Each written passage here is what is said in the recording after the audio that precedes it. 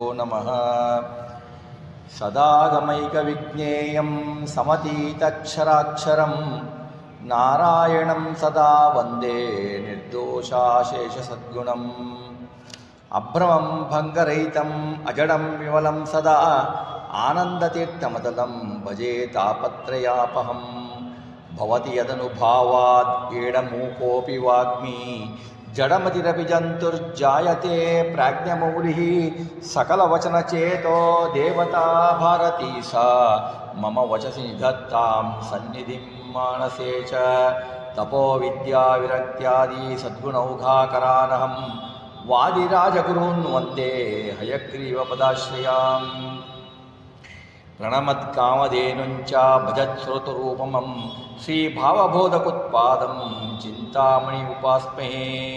ಪೂಜ್ಯಾಯ ರಾಘವೇಂದ್ರಾಯ ಸತ್ಯಧರ್ಮರತಾಯ ಚ ಭಜತಾಂ ಕಲ್ಪವೃಕ್ಷಾಯ ನಮತಾಂ ಕಾಮಧೇನವೇ. ಸತ್ಯವಿಘ್ನಕರಾಜ್ಯೋತ್ತಾಂ ಪಂಚಾಷಡ್ವರ್ಷಪೂಜಕಾಂ ಸತ್ಯಪ್ರಮೋದತೀರ್ಥಾರ್ಯಾಂ ನೌಮಿ ನ್ಯಾಯಸುಧಾರತಾಂ. ಶ್ರೀ ಸತ್ಯತ್ಪೂರ್ವೇ ನಮಃ. ವಿದ್ಯಾವಿನಯಸಂಪನ್ನಂ ಪ್ರತಿವಾದಿಮತಧ್ವಂಸಿನಂ ವಿಶ್ವಪ್ರಿಯಗುರೂನ್ ವಂದೇ ಮಧ್ವೇಷಪ್ರಿಯಕಾರಕಂ. ಜಲಜ್ಯೇಷ್ಠನಿಭಾಕಾರಂ ಜಗದೀಶಪದಾಶ್ರಯಂ ಜಗತೀತಲವಿಖ್ಯಾತಂ ಜಗನ್ನಾಥಗುರುಂ ಭಜೆ.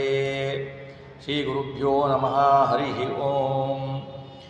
ಹರಿಕಥಾಮೃತಸಾರ ಗುರುಗಳ ಕರುಣದಿಂದಾಪನಿತು ಪೇಳುವೆ ಪರಮ ಭಗವದ್ಭಕ್ತರಿದನಾದರದಿ ಕೇಳುವುದು. ಇವತ್ತಿನಿಂದ ಒಂದು ವಾರ ಹರಿಕಥಾಮೃತ ಸಾರದ ಚಿಂತನಾ ಮಂಥನವನ್ನು ನಾವು ನಡೆಸಿದ್ದೀವಿ. ಅದರ ಮುಂದಿನ ಭಾಗ ಅಂದರೆ 4ನೆಯ ಸಂಧಿ ಭೋಜನ ರಸವಿಭಾಗ ಸಂಧಿ ಎಂಬ ಸಂಧಿಯ ಕೆಲವು ಪದ್ಯ ಶ್ಲೋಕಗಳನ್ನು ಚಿಂತನೆಯನ್ನು ನಾವು ನೀವು ಸೇರಿ ಮಾಡೋಣ ಅಂತ.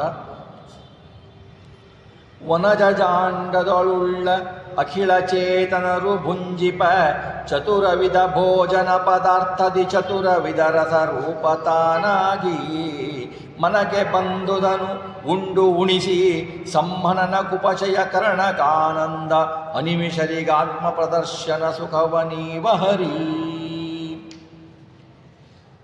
ದಾಸವರೇಣ್ಯರು ಹಿಂದೆ ಭಗವಂತನ ವ್ಯಾಪ್ತಿ ಸಂಧಿಯನ್ನು ತಿಳಿಸಿದರು, ವ್ಯಾಪ್ತ ರೂಪಗಳನ್ನು ತಿಳಿಸಿದರು.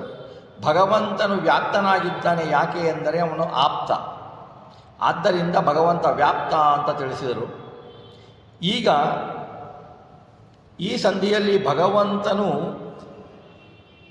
ನಾವು ಭೋಜನ ಮಾಡುವ ರಸಗಳಲ್ಲಿ ಯಾವ ಯಾವ ರೂಪದಿಂದ ಇದ್ದ, ಎಷ್ಟು ರೂಪಗಳಿಂದ ಇದ್ದಾನೆ, ರಸಗಳು ಹೇಗೆ ವಿಂಗಡಣೆಗೊಂಡಿವೆ, ಅವನ ಕಾರುಣ್ಯ ಹೇಗಿದೆ ನೋಡಿ. ಭಗವಂತನ ಕರುಣ ಅಂದರೆ ಅವನು ಸೃಷ್ಟಿಸಿದ ಅಷ್ಟಕರಣ, ಪಾಲನೆ ಮಾಡ್ತಾನೆ, ಲಯ ಮಾಡ್ತಾನೆ, ಅವನು ವ್ಯಾಪ್ತಿಯಾಗಿದ್ದಾನೆ. ಅಷ್ಟೇ ಅಲ್ಲ, ನಮ್ಮ ದಿನಚರಿಯಲ್ಲಿ ನಾವು ಭೋಜನ ಮಾಡುವ ವಸ್ತುಗಳಲ್ಲಿ ಅವನು ತಾನು ನೆಲೆಸಿ ನಮಗೆ ಅನುಕೂಲವಾಗುವ ಹಾಗೆ ನಮ್ಮ ಜೀವನ ನಡೆಸುವ ಹಾಗೆ ಮಾಡ್ತಾನಲ್ಲ, ಅವನು ಪರಮ ಕರುಣಾ ಸಿಂಧು.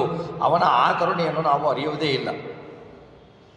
ಈ ಭೋಜನ ರಸ ವಿಭಾಗ ಸಂಧಿ ನಾವು ಮೊದಲನೆಯ ಶ್ಲೋಕದ ಅರ್ಥ ಚಿಂತನೆ ಮಾಡೋಕ್ಕಿಂತ ಮುಂಚೆ ನಾವು ಭೋಜನವನ್ನು ಹೇಗೆ ಮಾಡಬೇಕು ಅನ್ನೋದನ್ನು ಸ್ವಲ್ಪ ಚಿಂತನೆ ಮಾಡೋಣ. ನೋಡಿ, ನಾವು ಭೋಜನ ಮಾಡ್ತೀವಿ. ಭೋಜನ ಮಾಡುವುದು ಹೇಗೆ? ಭೋಜನ ಅನ್ನುವುದು ಒಂದು ಕ್ರಿಯೆ ಮಾತ್ರ ಅಲ್ಲ. ಅದು ಬರೇ ಕ್ರಿಯೆಯಾದರೆ ಪಶುಗಳಿಗೂ ನಮಗೂ ವ್ಯತ್ಯಾಸ ಇಲ್ಲ. ಪಶುಗಳೂ ತಿಂತವೆ, ನಾವು ತಿಂತೀವಿ. ಅವಕ್ಕೆ ಜ್ಞಾನ ಇಲ್ಲ, ನಮಗೆ ಜ್ಞಾನ ಇದ್ದರೂ ನಾವು ಪಶುಗಳ ಹಾಗೆ ತಿಂತೀವಿ. ನಾವು ತಿನ್ನುವುದು ಒಳಗಡೆ ವೈಶ್ವಾನರ ರೂಪಿ ಪರಮಾತ್ಮ ಇದ್ದಾನಲ್ವ, ಆ ಪರಮಾತ್ಮನಿಗೆ ಯಜ್ಞ ಅದು. ಇದು ಒಂದು ಪೂಜೆ. ನಾವು ಆಹಾರವನ್ನು ಏನು ತೆಗೆದುಕೊಳ್ತೀವೋ ಅದನ್ನು ಒಳಗಿರುವ ವೈಶ್ವಾನರನಿಗೆ ಆಹುತಿ ಕೊಡಬೇಕು. ಆಹುತಿ ಕೊಡಬೇಕು ಅಂದಾಗ ನಾವು ನಿಷಿದ್ಧ ಪದಾರ್ಥಗಳ ಆಹುತಿಯನ್ನು ಕೊಡುವ ಹಾಗಿಲ್ಲ. ಶುಚಿಯಾದ ಪದಾರ್ಥಗಳ ಆಹುತಿಯನ್ನು ಕೊಡಬೇಕು.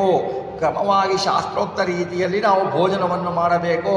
ಭೋಜನವನ್ನು ಮಾಡಬೇಕಾದರೆ ಭಗವಂತನ ಸ್ಮರಣೆ ಬೇಕು. ಭಗವಂತನು ಯಾವ ಯಾವ ಪದಾರ್ಥಗಳಲ್ಲಿ ನಮಗೆ ಇಂತಿಂಥ ರೂಪಗಳಲ್ಲಿದ್ದಾನೆ, ಇಷ್ಟಿದ್ದಾನೆ, ಅವನು ಹೀಗೆ ಉಪಾಸನೆ ಮಾಡಬೇಕು ಅನ್ನೋ ಅಧಿಕಾರ ನಮಗೆ ಇಲ್ಲ. ಅದು ದೇವತೆಗಳಿಗೆ ಮಾತ್ರ ಇರೋದು. ಭಗವಂತನು ಇಂಥ ಪದಾರ್ಥಗಳಲ್ಲಿ ಇಷ್ಟು ರೂಪಗಳಿಂದ ಇದ್ದಾನೆ ಅಂತ ಚಿಂತನೆ ಮಾಡ್ಬೋದು. ನಾವು ಭೋಜನವನ್ನು ಮಾಡಬೇಕಾದರೆ ನಾವು ಈ ಸಂಧಿಯನ್ನು ಹೇಳಿ ಮಾಡಿದರೆ ನಮಗೆ ಆ ಚಿಂತನೆ ಮೈಗೂಡಿಕೊಂಡರೆ ನಮಗೆ ಅತ್ಯಂತ ಫಲ ಸಿಗುತ್ತದೆ, ಒಳ್ಳೆಯ ಫಲ ಸಿಗುತ್ತೆ. ಜಗನ್ನಾಥ ದಾಸರು ಶ್ರೀ ಹರಿಗುರುಗಳ ಅನುಗ್ರಹದಿಂದ ನಮಗೆ ಈ ಒಳ್ಳೆಯ ವಿಷಯವನ್ನು ಕೊಟ್ಟಿದ್ದಾರೆ. ನಾವು ಹೇಗೆ ಭೋಜನ ಮಾಡಬೇಕು ಶಾಸ್ತ್ರೋಕ್ತವಾಗಿ ಹೇಳಿದೆ ನೋಡಿ. ನಾವು ಭೋಜನ ಮಾಡ್ತೀವಿ, ಹಸುವೆ ಆಗಿಬಿಟ್ಟಿರತ್ತೆ, ಚೆನ್ನಾಗಿ ತಿಂದುಬಿಡ್ತೀವಿ. ಚೆನ್ನಾಗಿ ತಿಂದುಬಿಟ್ಟು ಹೊಟ್ಟೆ ಭಾರ ಆಯಿತು ಅಂತ ಹೇಳಿಬಿಟ್ಟು ಅಜೀರ್ಣ ಆಗತ್ತೆ, ಅರಗಲ್ಲ, ಗ್ಯಾಸ್ಟ್ರಿಕ್ ಬರುತ್ತೆ, ವಾಕ್ ಮಾಡ್ತೀವಿ, ಏನು ಮಾಡ್ತೀವಿ ನಾವು ನಮಗೆ ಸೇವಿಸುವ ಆಹಾರ ಯಾವುದು ಸೇವಿಸಬೇಕು ಅನ್ನುವ ಪರಿವಿಲ್ಲ, ಎಷ್ಟು ಸೇವಿಸಬೇಕು ಅನ್ನುವ ಪರಿವೇ ಇಲ್ಲ. ಹಾಗೆ ನಾವು ಅದನ್ನು ಶಾಸ್ತ್ರೋಕ್ತವಾಗಿ ಹೇಗೆ ಹೇಳ್ತಾರೆ ಅಂದರೆ ನೋಡಿ, ಈಗ ನಾವು ಅನ್ನ ಸೇವಿಸ್ತೀವಿ. ಅನ್ನ ಅಂತಂದರೆ ಬರೀ ಅಕ್ಕಿಯಿಂದ ಮಾಡಿದ್ದಷ್ಟೇ ಅನ್ನ ಅಲ್ಲ. ನಾವು ತಿನ್ನುವ ಪದಾರ್ಥ ನಮಗೆ ಯಾವುದು ದೇಹಕ್ಕೆ ಧಾರಣೆ ಕೊಡ್ತದಲ್ಲ ಅದೆಲ್ಲ ಅನ್ನನೇ. ನಾವು ಏಕಾದಶಿ ದಿವಸ ಅನ್ನ ಬಿಟ್ವಿ ಅಂತ 4-5 ಚಪಾತಿ ತಿಂದ್ವಿ ಅಂದರೆ ಚಪಾತಿನೂ ಅನ್ನನೇ ಅನ್ಸ್ಕೊಳ್ಳೋದು. ಅನ್ನ ಅಂದರೆ ನಾವು ಅನ್ನವನ್ನು ತಿಂತೇವೆ ಅಂತ ತಗೊಳ್ಳಿ. ಅನ್ನ ಅಂದರೆ ಯಾರು? ಅನ್ನ ನಾಮಕ ಬ್ರಹ್ಮದೇವರು ಅಂದರೆ ವಿಷ್ಣು. ಬ್ರಹ್ಮ ಅನ್ನೋದು ಶಾಸ್ತ್ರದಲ್ಲಿ ಚತುರ್ಮುಖ ಬ್ರಹ್ಮ ಅಂತ ಕರೆದ್ರೆ ಮಾತ್ರ ಚತುರ್ಮುಖ ಬ್ರಹ್ಮ. ಇಲ್ಲ, ಬ್ರಹ್ಮ ಅಂದರೆ ವಿಷ್ಣು ಅಂತಲೇ ಅರ್ಥ, ಪರಮಾತ್ಮ. ಅನ್ನವನ್ನು ತಗೊಳ್ತೀವಿ. ಅನ್ನ ತಗೊಂಡು ನಾವು ಎಷ್ಟು ಕ್ವಾಂಟಿಟಿ ತಗೊಳ್ಬೇಕು? ಎಂಥ ಹಸಿವೆ ಆಗಿರಲಿ, ನಮ್ಮ ಅರ್ಧದ ಹೊಟ್ಟೆ ಅರ್ಧ ಹಸಿವು ಹಿಂಗಿಸುವುದು ಅನ್ನ ಅಷ್ಟೇ. ಅರ್ಧ ಹಸಿವನ್ನು ಹಿಂಗಿಸುವಷ್ಟು ಅನ್ನ ಮಾತ್ರ ತಗೊಳ್ಬೇಕು. ಉಳಿದ ಅರ್ಧ ಭಾಗ ಉಳಿಯತ್ತಲ್ವ, ಉಳಿಯ ಅರ್ಧ ಭಾಗದಲ್ಲಿ ಕಾಲು ಭಾಗ ನೀರು ತಗೊಳ್ಬೇಕು. ಕಾಲು ಭಾಗ ನೀರು ತಗೊಂಡ್ಬಿಟ್ಟು ಕಾಲು ಭಾಗ ಗಾಳಿ ಆಡಲಿಕ್ಕೆ ಜಾಗ ಕೊಡಬೇಕು. ನಾವು ಹಸಿವೆ ಆಗಿದೆ ತಿಂದು ಇಲ್ಲಿ ತನಕ ತಿಂದು ಬಿಡ್ತೀವಿ, ಆಮೇಲೆ ಉಸಿರಾಡ್ಲಿಕ್ಕಾಗಲ್ಲ, ಕಷ್ಟ ಆಗತ್ತೆ, ಕಾಯಿಲೆ ಬರುತ್ತೆ, ಅಜೀರ್ಣ ಆಗತ್ತೆ, ವಾಂತಿ ಬರುತ್ತೆ. ನಮಗೆ ಯಾಕೆಂದರೆ ಇಷ್ಟ ಆಗ್ಬಿಟ್ಟಿರುತ್ತೆ, ಅದು ತಿಂದು ಬಿಡ್ತೀವಿ ನಾವು ಸುಮ್ಮನೆ. ಹೇಗೆ ತಿನ್ನಬೇಕು ಅನ್ನೋ ಪರಿಜ್ಞಾನ ನಮಗಿಲ್ಲ, ಎಷ್ಟು ತಿನ್ನಬೇಕು ಅನ್ನೋ ಪರಿಜ್ಞಾನ ನಮಗಿಲ್ಲ. ನೋಡಿ, ಈಗ ಅನ್ನ ಅಂದರೆ ಬ್ರಹ್ಮ, ಪರಮಾತ್ಮ. ಪರಮಾತ್ಮನನ್ನು ನಾವು ಅರ್ಧ ನೋಡಿದರೆ ಅರ್ಧ ಹೊಟ್ಟೆಯಲ್ಲಿ ಪರಮಾತ್ಮನ ತಗೊಳ್ಕೊಂಡಿದ್ವಿ ಅಂತ ತಿಳ್ಕೊಳ್ಳಿ. ಪರಮಾತ್ಮ ನಮ್ಮಲ್ಲಿ ವ್ಯಾಪಿಸಿದ್ದಾನೆ, ಆ ಅರ್ಥ ಬೇರೆ. ಪರಮಾತ್ಮ ಅರ್ಧ ಅನ್ನವನ್ನು ತೆಗೆದುಕೊಂಡಿವಿ. ಅನ್ನದ ಮೇಲೆ ಕಾಲು ಭಾಗ ನೀರು. ನೀರು ಅಂದರೆ ಏನು? ನೀರು ಅಂದರೆ ಅದು ಜಲ ಅಂದರೆ ವೇದಗಳು. ವೇದಗಳು ಅಂದರೆ ಲಕ್ಷ್ಮೀದೇವಿ. ಆ ಅನುಸಂಧಾನ ಇರಬೇಕು ನಮಗೆ. ಆ ಲಕ್ಷ್ಮೀ ದೇವಿಯನ್ನು ನಾವು ಕಾಲು ಭಾಗ ಸೇರಿಸಿಕೊಂಡು ಅನ್ನವನ್ನು ಅರಗಿಸಿಕೊಳ್ಳುವ ಶಕ್ತಿ ಬರುತ್ತೆ ನಮಗೆ. ಯಾಕೆ ಅಂದರೆ ನಾವು ತಿಳಿಬೇಕು ಅಧ್ಯಾತ್ಮದಲ್ಲಿ ಅಂದರೆ ಭಗವಂತನನ್ನು ವೇದದಿಂದಲೇ ತಿಳಿಯಬಹುದು ಹೊರತು ಅನುಮಾನದಿಂದ ಪ್ರತ್ಯಕ್ಷದಿಂದ ನಾವು ನೋಡ್ಲಿಕ್ಕೆ ಸಾಧ್ಯ ಇಲ್ಲ. ಅನುಮಾನದಿಂದ ತಿಳಿಲಿಕ್ಕಾಗಲ್ಲ, ವೇದಗಳಿಂದ ಯಥಾಶಕ್ತಿ ತಿಳಿದುಕೊಳ್ಳಬಹುದು.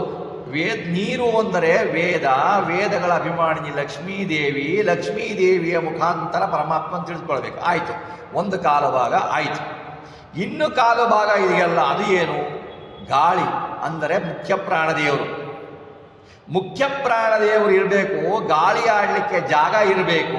ಮುಖ್ಯ ಪ್ರಾಣದೇವರು ಒಡನಾಟ ಆಡಿಬಿಟ್ಟು ನಮ್ಮ ಯೋಗ್ಯತೆಗೆ ಅನುಸಾರವಾಗಿ ಭಗವಂತನ ಚಿಂತನೆ ಮಾಡಿಸಿ, ಈ ಪ್ರಾಣಿ ಭಗವಂತನ ಚಿಂತನೆ ಮಾಡಿದ್ದಾನೆ, ಇವನಿಗೆ ಅನುಗ್ರಹ ಮಾಡುವಂತ ಭಗವಂತನ ಪಾದಕಮಲದ ಮೇಲೆ ನಮಗೆ ಸಮರ್ಪಣೆ ಮಾಡ್ತಾರೆ. ಈ ಯೋಚನೆ ನಮಗಿರಬೇಕು. ನಾವು ಬರೇ ನೀರು ಕುಡಿದು ಬಿಡ್ತೀವಿ, ಬರೇ ಊಟ ಮಾಡಿಬಿಡ್ತೀವಿ, ಬರೇ ಅನ್ನ ತಿಂದುಬಿಡ್ತೀವಿ, ಆಮೇಲೆ ನೀರು ಕುಡಿತೀವಿ, ಊಟ ಮಾಡಬೇಕಂದ್ರೆ ಇವೆಲ್ಲ ಅಲ್ಲ, ಇವೆಲ್ಲ ಆರೋಗ್ಯದ ಲಕ್ಷಣಗಳಲ್ಲ. ನಮಗೆ ಯಾಕೆ ಅನಾರೋಗ್ಯ ಬರುತ್ತೆ ಅಂದರೆ ನಾವು ಎಷ್ಟು ತಿನ್ನಬೇಕು ಅಂತ ಗೊತ್ತಿಲ್ಲ, ಹೇಗೆ ತಿನ್ನಬೇಕು ಅಂತ ಗೊತ್ತಿಲ್ಲ, ಏನನ್ನು ತಿನ್ನಬೇಕು ಅಂತಲೂ ಗೊತ್ತಿಲ್ಲ. ಏನನ್ನು ತಿನ್ನಬೇಕು ಅಂತ ಗೊತ್ತಿದ್ರೂ ಕೂಡ ತಿನ್ನಬಾರದನ್ನೇ ನಾವು ತಿನ್ನೋದು. ಇದರಿಂದ ಅನಾರೋಗ್ಯದಿಂದ ಆಸ್ಪತ್ರೆಯಿಂದ ದುಡ್ಡು ಖರ್ಚು. ಮತ್ತೆ ನಾವು ನಾವೆಲ್ಲ ತಿಂತಾ ಇದ್ದೀವಿ, ನಾವೆಲ್ಲ ತಿಂದ್ವಿ, ಎಲ್ಲನೂ ಮಾಡಿದ್ವಿ. ನಮಗೆ ಪ್ರೋಟೀನ್ ಬರಬೇಕು, ನಮಗೆ ವಿಟಮಿನ್ ಬರಬೇಕು, ನಮಗೆ ರಕ್ತ ಬರಬೇಕು, ಎಲ್ಲ ಬರಬೇಕು, ನಮಗೆಲ್ಲ ಬರಬೇಕು. ಎಷ್ಟು ತಿಂತಾ ಇದ್ದೀವಿ ಅಂದರೆ ಕಾಯಿಲೆ ಬೀಳ್ತಾನೆ ಇರೋದೆ.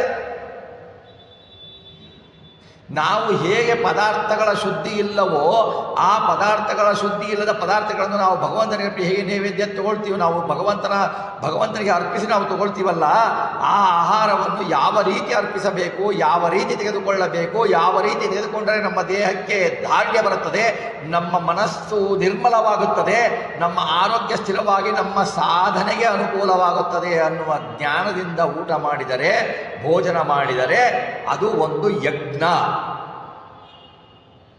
ಆಗತ್ತೆ. ಇಲ್ಲ ಅಂದರೆ ನಮಗೂ ಪ್ರಾಣಿಗಳಿಗೂ ಯಾವ ವ್ಯತ್ಯಾಸವೂ ಇಲ್ಲ. ಅವು ಹಸಿವೆ ಆಗತ್ತೆ, ತಿಂತವೆ. ಪ್ರಾಣಿಗಳದ್ದು ಒಂದು ವಾಸಿ, ಯಾಕೆಂದರೆ ಅವು ನೋಡಿ, ನೀವು ಹಸಿವೆ ಆಗಿದ್ದರೆ ಅದಕ್ಕೆ ಅದು ಹಾಕಿದರೆ ತಿಂದು ಬಿಟ್ಟು ಹೊಟ್ಟೆ ತುಂಬಿದ ಮೇಲೆ ಅದು ಮತ್ತೆ ತಿನ್ನಲ್ಲ, ಹೋಗುತ್ತೆ. ನಾವು ಹಾಗಲ್ಲ, ಈಗ ತಿಂತೀವಿ, 5 ನಿಮಿಷ ಬಿಟ್ಟು ಚೆನ್ನಾಗಿದೆ ಅಂತ ಇನ್ನೊಂದು ತೊಟ್ಟು ತಿಂತೀವಿ. ನಾವು ಅದರಿಗಿಂತ ಕಡೆನೆ. ಅವು ಹೊಟ್ಟೆ ತುಂಬಿದ ಮೇಲೆ ತಿನ್ನಲ್ಲ, ನಾವು ತಿಂತಾನೆ ಇರ್ತೀವಿ. ಹಾಗೆ ನಮ್ಮ ವ್ಯವಸ್ಥೆ ಈ ತರಹ ಇದೆ. ಈ ಭೋಜನ ರಸಸಂಧಿಯಲ್ಲಿ ದಾಸವರೇಣ್ಯರು ಹೇಗೆ ಹೇಳ್ತಾರೆ ಅಂತಂದರೆ, ಭಗವಂತನ ಯಾವ ರೂಪ ಯಾವ ರಸಗಳಲ್ಲಿ ಎಷ್ಟಿದೆ, ಯಾವ ರೀತಿ ನಾವು ಭೋಜನ ಮಾಡಿದರೆ ಅದು ಯಜ್ಞ ಆಗುತ್ತದೆ, ಯಾವ ರೀತಿ ಭಗವಂತನ ಚಿಂತನೆ ಮಾಡಬೇಕು ಅನ್ನೋದು ಬಹಳ ಸುಂದರವಾಗಿ 30 ಪದ್ಯಗಳು ತಿಳಿಸಿಕೊಟ್ಟಿದ್ದಾರೆ. ಇದರಲ್ಲಿ ಮೊದಲನೆಯದಾಗಿ ವನಜ ಜಾಂಡದೊಳುಳ್ಳ ಗಿಳಚೇತನರು ಭುಂಜಿಪ ಚತುರವಿಧ ಭೋಜನ ಪದಾರ್ಥದಿ ಚತುರವಿಧ ರಸರೂಪತಾನಾಗಿ ವನಜ ಜಾಂಡದಳು. ವನ ಅಂದರೆ ಕಾಡು ಅಂತಲೇ ಅಲ್ಲ, ವನ ಅಂದರೆ ನೀರು ಅಂತಲೂ ಆಗತ್ತೆ. ವನಜ ಜಾಂಡದಳು, ವನಜದಲ್ಲಿ ಅಂದರೆ ವನದಿಂದ ಜನಿತವಾದ ಕಮಲದಲ್ಲಿ, ವನಜ ಜಾಂಡದಲ್ಲಿ ಕಮಲದಿಂದ ನೀರಿನಲ್ಲಿ ಉತ್ಪನ್ನ ಆದ ಕಮಲದಲ್ಲಿ ಚತುರ್ಮುಖ ಬ್ರಹ್ಮನು, ವನಜ ಜಾಂಡದಳು ಚತುರ್ಮುಖ ಬ್ರಹ್ಮನು ಅಂಡಾಕಾರವಾದ ಬ್ರಹ್ಮಾಂಡ, ಅದು ಸುವರ್ಣಕವಾಗಿರ್ತದೆ. ಅಂಡಾಕಾಂಡ ಅಂದರೆ ಬರೀ ಕೋಳಿ ಮೊಟ್ಟೆ ಅಲ್ಲ, ಬೇರೆ ಅಂಡಗಳು ದುಂಡುವಾಗಿರ್ತವೆ. ಅದನ್ನು ಸೃಷ್ಟಿಕಾಲದಲ್ಲಿ ವರ್ಣನೆ ಮಾಡಿದರೆ, ವೈಕುಂಠ ವರ್ಣನೆಯಲ್ಲಿ ವಾದಿರಾಜರು ವರ್ಣನೆ ಮಾಡಿದ್ದಾರೆ. ಅದು ರೌಂಡ್ ಇದೆ ಭೂಮಿ. ಅಂಡಾಕಾರ ಅಂದರೆ ಬರೀ ಕೋಳಿ ಮೊಟ್ಟೆ ಅಲ್ಲ, ಸರ್ಪದ ಮೊಟ್ಟೆ, ಹಕ್ಕಿಗಳ ಮೊಟ್ಟೆ. ಅಂಡಾಕಾರ ಅಂದರೆ ಕೋಳಿ ಮೊಟ್ಟೆ ಥರ ಇರಲ್ಲ, ಅದು ರೌಂಡಾಗೆ ಇರುತ್ತೆ. ಹಾಗೆ ಅಂಡಾಕಾರವಾದ ಬ್ರಹ್ಮಾಂಡ ಅದು ಸುವರ್ಣಮಯವಾಗಿರುತ್ತೆ. ಅದರಲ್ಲಿ 14 ದಳದ ಕಮಲ, 14 ಲೋಕಗಳು ಒಂದೊಂದು ದಳದ ಹಾಗೆ ಆ ಕಮಲದಳ ಯುಕ್ತವಾದದ್ದು. ಇದು ಪದ್ಮನಾಭ ದೇವರ ನಾಭಿ ಕಮಲದಲ್ಲಿ ಉತ್ಪನ್ನ ಆಗತ್ತೆ. ಅದರಲ್ಲಿ ಚತುರ್ಮುಖ ದೇವ ಉದ್ಭವಿಸ್ತಾನೆ. ಆವಾಗ ಅವನು ಉದ್ಭವಿಸಿ ಆ ಸೃಷ್ಟಿಯಲ್ಲಿ ಅಖಿಲ ಚೇತನರು, ಬ್ರಹ್ಮಾದಿಗಳ ಪರ್ಯಂತ ತೃಣಾಂತ ತ್ರಿವಿಧ ಜೀವರಿದ್ದಾರೆ. ಸ್ಥಾವರ ಜಂಗಮರಿದ್ದಾರೆ. ಸ್ಥಾವರ ಅಂದರೆ ಏನು? ಚಲಿಸದೇ ಇರುವ ಜೀವರು. ಮರ ಗಿಡಗಳು ಇದಾವಲ್ಲ, ಇವೆಲ್ಲ ಜೀವ ಇದೆ. ಅವಕ್ಕೆ ಜೀವ ಇದೆ, ಜ್ಞಾನ ಬರುತ್ತೆ, ಮನಸ್ಸಿದೆ, ಫೀಲಿಂಗ್ ಆಗತ್ತೆ. ಆದರೆ ಅವಕ್ಕೆ ಹೇಳಲಿಕ್ಕೆ ಬರಲ್ಲ. ಅವು ಸ್ಥಾವರ, ಚೇತನ ಸೃಷ್ಟಿ ಸ್ಥಾವರ. ಜಂಗಮರು ಅಂದರೆ ಇವರು ಒಂದು ಕಡೆ ಇಲ್ಲಲ್ಲ, ಓಡಾಡ್ತಾ ಇರ್ತಾರೆ. ಮರಗಳು ಒಂದೇ ಕಡೆ ನಿಂತಿರುತ್ತೆ. ಇವನಿಗೆ ಜ್ಞಾನ ಇರುತ್ತೆ, ಬುದ್ಧಿ ಇರುತ್ತೆ, ಇವನು ಓಡಾಡ್ತಾ ಇರ್ತಾನೆ ಜಂಗಮ. ಇವರು ಏನಂತಂದರೆ, ಇವರು ಉಣ್ಣುವ ಭೋಜನ ಮಾಡತಕ್ಕ ಚತುರ್ವಿಧ ಭೋಜನ ಅಂದರೆ ಏನು ಅಂದರೆ ಅದು ಹೇಳ್ತಾರೆ. ಖಾದ್ಯ ಅಂತ ಒಂದು, ಖಾದ್ಯ, ಪೇಹ, ಚೋದ್ಯ, ಲೇಹ್ಯ ಅಂತ 4 ರಸಗಳಿದ್ದಾವೆ. ಖಾದ್ಯ ಅಂತಂದರೆ ನೋಡಿ, ಗಟ್ಟಿ ಇರತ್ತೆ ನೋಡಿ, ಹಲ್ಲಿನಿಂದ ಅಗಿತೀವಲ್ಲ ಆ ವಸ್ತುಗಳಿಗೆ ಖಾದ್ಯ ಅಂತ ಕರೀತಾರೆ. ಪೇಹ್ಯ ಅಂದರೆ ದ್ರವರೂಪಕವಾದದ್ದು, ರಸಾಯನಾದಿ ಪದಾರ್ಥಗಳು, ಪಾನಕ ಇಂಥಾದವುಗಳು, ಕುಡಿಯುವ ಪದಾರ್ಥಗಳು ಪೇಹ್ಯ ಅನಿಸಿಕೊಳ್ತವೆ. ಚೋಹ್ಯ ಅಂದರೆ ಈ ಅಗ್ನಿಯಿಂದ ಸ್ವಲ್ಪ ಮೆತ್ತಗಾಗಿ ಪಕ್ವವಾಗಿ ಈ ಪಲ್ಯ ಎಲ್ಲ ಮಾಡ್ತಾರೆ ನೋಡಿ, ಅಗ್ನಿಯಿಂದ ಬೇಯಿಸ್ತಾರಲ್ಲ, ಇವು ಮೆತ್ತಗಾಗಿ ಇವಾಗ ನಾಲಿಗೆಯಿಂದ ಜೊತೆಗೆ ಕೊಳಗೆ ತಿಂತೀವಿ.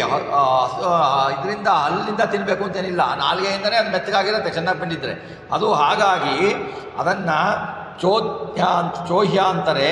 ಲೇಹ್ಯ ಅಂದರೆ ನೋಡಿ, ನಾಲಿಗೆ ಸ್ಪರ್ಶ ಮಾಡಿ ಚಪ್ಪರಿಸಿ ತಿಂತೀವಿ, ಅದು ಬಿಸಿಯಾಗಿರಲ್ಲ, ಹಸಿಯ ಚಟ್ನಿ, ಉಪ್ಪಿನಕಾಯಿ ಈ ಥರ ರಸಗಳಿರುತ್ತಲ್ಲ, ಇವಕ್ಕೆ ಲೇಹ್ಯ ಅಂತ ಕರೀತಾರೆ. ಇದು ಏನು ಹೇಳ್ತಾರೆ ಮಾಂಡೂಕೋಪನಿಷತ್ನಲ್ಲಿ ಚತುರ್ಥ ಸರ್ವಭೋಕ್ತಾರಂ ಎಂದು ಹೇಳ್ತಾರೆ. ಇದರ ಪ್ರಕಾರ 4 ರಸಗಳು ಹೇಗಿದ್ದಾವೆ ಅಂದರೆ, ನಮ್ಮ ನೇತ್ರ ಸ್ಥಾನದಲ್ಲಿ ವಿಶ್ವನಾಮಕನಾಗಿ ಭಗವಂತ ನಿಂತು ಜಾಗೃತಿ ಸಂಬಂಧದಿಂದ ಅದಕ್ಕೆ ಸ್ಥೂಲ ರಸ ಅಂತ ಕರೀತಾರೆ. ಆಮೇಲೆ ತೈಜಸಾಕಾರಾಗಿ ಕಂಠದಲ್ಲಿ ನಿಂತು ಸ್ವಪ್ನ ಸಂಬಂಧ ಪ್ರವ್ಯಕ್ತ ರಸವನ್ನು ತಗೊಳ್ತಾನೆ. ಆಮೇಲೆ ಹೃದಯದಲ್ಲಿ ಪ್ರಾಜ್ಞನಾಮಕನಾಗಿ ನಿಲ್ತಾನೆ, ಅವನು ಹುಟ್ಟಿದ್ದ ಅನಿತ್ಯ ಆನಂದ ರೂಪವನ್ನು ತಗೊಳ್ತಾನೆ, ಆನಂದ ರಸಗಳನ್ನು ತಗೊಳ್ತಾನೆ. ತುರ್ಯ ನಾಮಕನಾಗಿ ನಮ್ಮ ಬ್ರಹ್ಮರಂಧ್ರದಲ್ಲಿ ಸ್ವರೂಪಾನಂದದ ರಸವನ್ನು ತೆಗೆದುಕೊಳ್ತಾನೆ ಭಗವಂತ. ಇದು 4 ರೂಪಗಳು, ಇದು 4 ರಸಗಳನ್ನು ತಗೊಳ್ತಾನೆ. ಇದು ಛಾಂದೋಗ್ಯೋಪನಿಷತ್ತಲ್ಲಿ ವಿಷ್ಣುಸ್ತು ತುರ್ಯ ರೂಪೇಣ ದ್ವಾದಶಾಂತಿಯ ವ್ಯವಸ್ಥಿತ ಅಂತ ಬರುತ್ತೆ. ಈಗ ತಾನು ಉಂಡು ಅವನು ತಗೊಳ್ತಾನೆ, ಅವನು ತಗೊಂಡು ದೇವತೆಗಳಿಗೆ, ಲಕ್ಷ್ಮೀದೇವಿಗೆ ದೇವತೆಗಳಿಗೆ ಕೊಟ್ಟು ನಮಗೂ ಕೊಟ್ಟು ನಮ್ಮನ್ನು ಉಣ್ಣಿಸ್ತಾನೆ, ಉಪಚಯ ಮಾಡ್ತಾನೆ. ಉಪಚಯ ಅಂದರೆ ಏನು ಅಂತಂದರೆ, ನೀವು ಈ ಕಾಳುಗಳು, ಕಡಲೆಕಾಳು ಅವನ್ನೆಲ್ಲ ನೀವು ನೀರಿನಲ್ಲಿ ಹಾಕಿಟ್ರೆ ಹೇಗೆ ಉಬ್ಬತ್ತು ನೋಡಿ, ಹಾಗೆ ನಮ್ಮ ದೇಹ ಪುಷ್ಟಿ ಬರಲಿಕ್ಕೋಸ್ಕರ ಉಪಚಯ ಮಾಡ್ತಾನೆ. ಉಪಜಯ ಆಹಾರ ನಮ್ಮ ದೇಹಕ್ಕೋಸ್ಕರ ಉಪಜಯ ಮಾಡಿಸ್ತಾನೆ ಪರಮಾತ್ಮ. ಹಾಗೆ ದ್ವಾದಶಾಂತಿ ವ್ಯವಸ್ಥೆ ತಾನು ಉಣಿಸ್ತಾನೆ. ತಾನು ಉಂಟು ಬಿಟ್ಟು ನೋಡಿ, ಭಗವಂತ ನೈವೇದ್ಯವನ್ನು ತೆಗೆದುಕೊಳ್ಬೇಕಾದ್ರೆ ಏನು ಮಾಡ್ತಾನೆ, ಅವನು ಅದರ ಸಾಕ್ಷ್ಯರಸಗಳನ್ನು ತೆಗೆದುಕೊಳ್ತಾನೆ. ಅದನ್ನು ಮೂಸು ನೋಡಿ ಲಕ್ಷ್ಮೀದೇವಿಗೆ ಕೊಡ್ತಾನೆ. ಅದನ್ನು ಕಣ್ಣು ಬಿಟ್ಟು ನೋಡಿ ವಾಯುದೇವರಿಗೆ ಮತ್ತು ಬೇರೆ ದೇವತೆಗಳಿಗೆ, ವಾಯುದೇವರಿಗೆ ಮುಖ್ಯವಾಗಿ ಕೊಡ್ತಾನೆ, ತದನಂತರ ದೇವತೆಗಳಿಗೆ ಕೊಡ್ತಾನೆ. ಹೀಗೆ 3 ಮುಖ್ಯ. ಆವಾಗ ಭಗವಂತ ಸಾಕ್ಷ್ಯ ರೂಪದಿಂದ ಸಾಕ್ಷ್ಯರಸಗಳನ್ನು ತಗೊಳ್ತಾನೆ. ಸಾಕ್ಷ್ಯರಸಗಳನ್ನು ತೆಗೆದುಕೊಂಡು ಭಗವಂತ ಭೋಗಿಸ್ತಾನೆ. ಅಂದರೆ ಭಗವಂತ ಭೋಗಿಸ್ತಾನೆ ಅಂದರೆ ನಮ್ಮ ಉಪಕಾರಕ್ಕಾಗಿ ಭೋಗಿಸ್ತಾನೆ. ಭಗವಂತನಿಗೆ ಅದೇನು ಬೇಕಾಗಿಲ್ಲ, ಅವನು ಪೂರ್ಣ, ಅವನಿಗೆ ಯಾವುದು ಬೇಡ. ಅವನು ಸಾಕ್ಷ್ಯರಸಗಳನ್ನು ತಗೊಳ್ತಾನೆ. ಈ ಭಗವಂತನಿಗೆ ಈ ರಸಗಳನ್ನು ಅರ್ಪಿಸುವಾಗ ನಮಗೆ ಭಗವಂತನಿಗೆ ಶುದ್ಧವಾಗಿ ಅರ್ಪಿಸಬೇಕು, ಶುದ್ಧ ರೀತಿಯಲ್ಲಿ ಅರ್ಪಿಸಬೇಕು, ಶುದ್ಧವಾಗಿ ಭೋಜನ ಮಾಡಬೇಕು ಅನ್ನೋ ಜ್ಞಾನ ಇದ್ದರೆ ಒಂದು ಭೋಜನ ಒಂದು ಯಜ್ಞ ಅನಿಸುತ್ತೆ. ಆಮೇಲೆ 4 ರಸ ಇನ್ನೊಂದು ಹೇಳ್ತಾರೆ, ವಿಷದ ರಸ, ಸ್ಥಿರ ರಸ, ತೀಕ್ಷ್ಣ ರಸ, ನಿರ್ಘರ ರಸ ಅಂತಲೂ ಅಂತಾರೆ ಇದಕ್ಕೆ. ಆಮೇಲೆ ಮುಂದೆ ಅವರೇನು ಹೇಳ್ತಾರೆ ಅಂತಂದರೆ,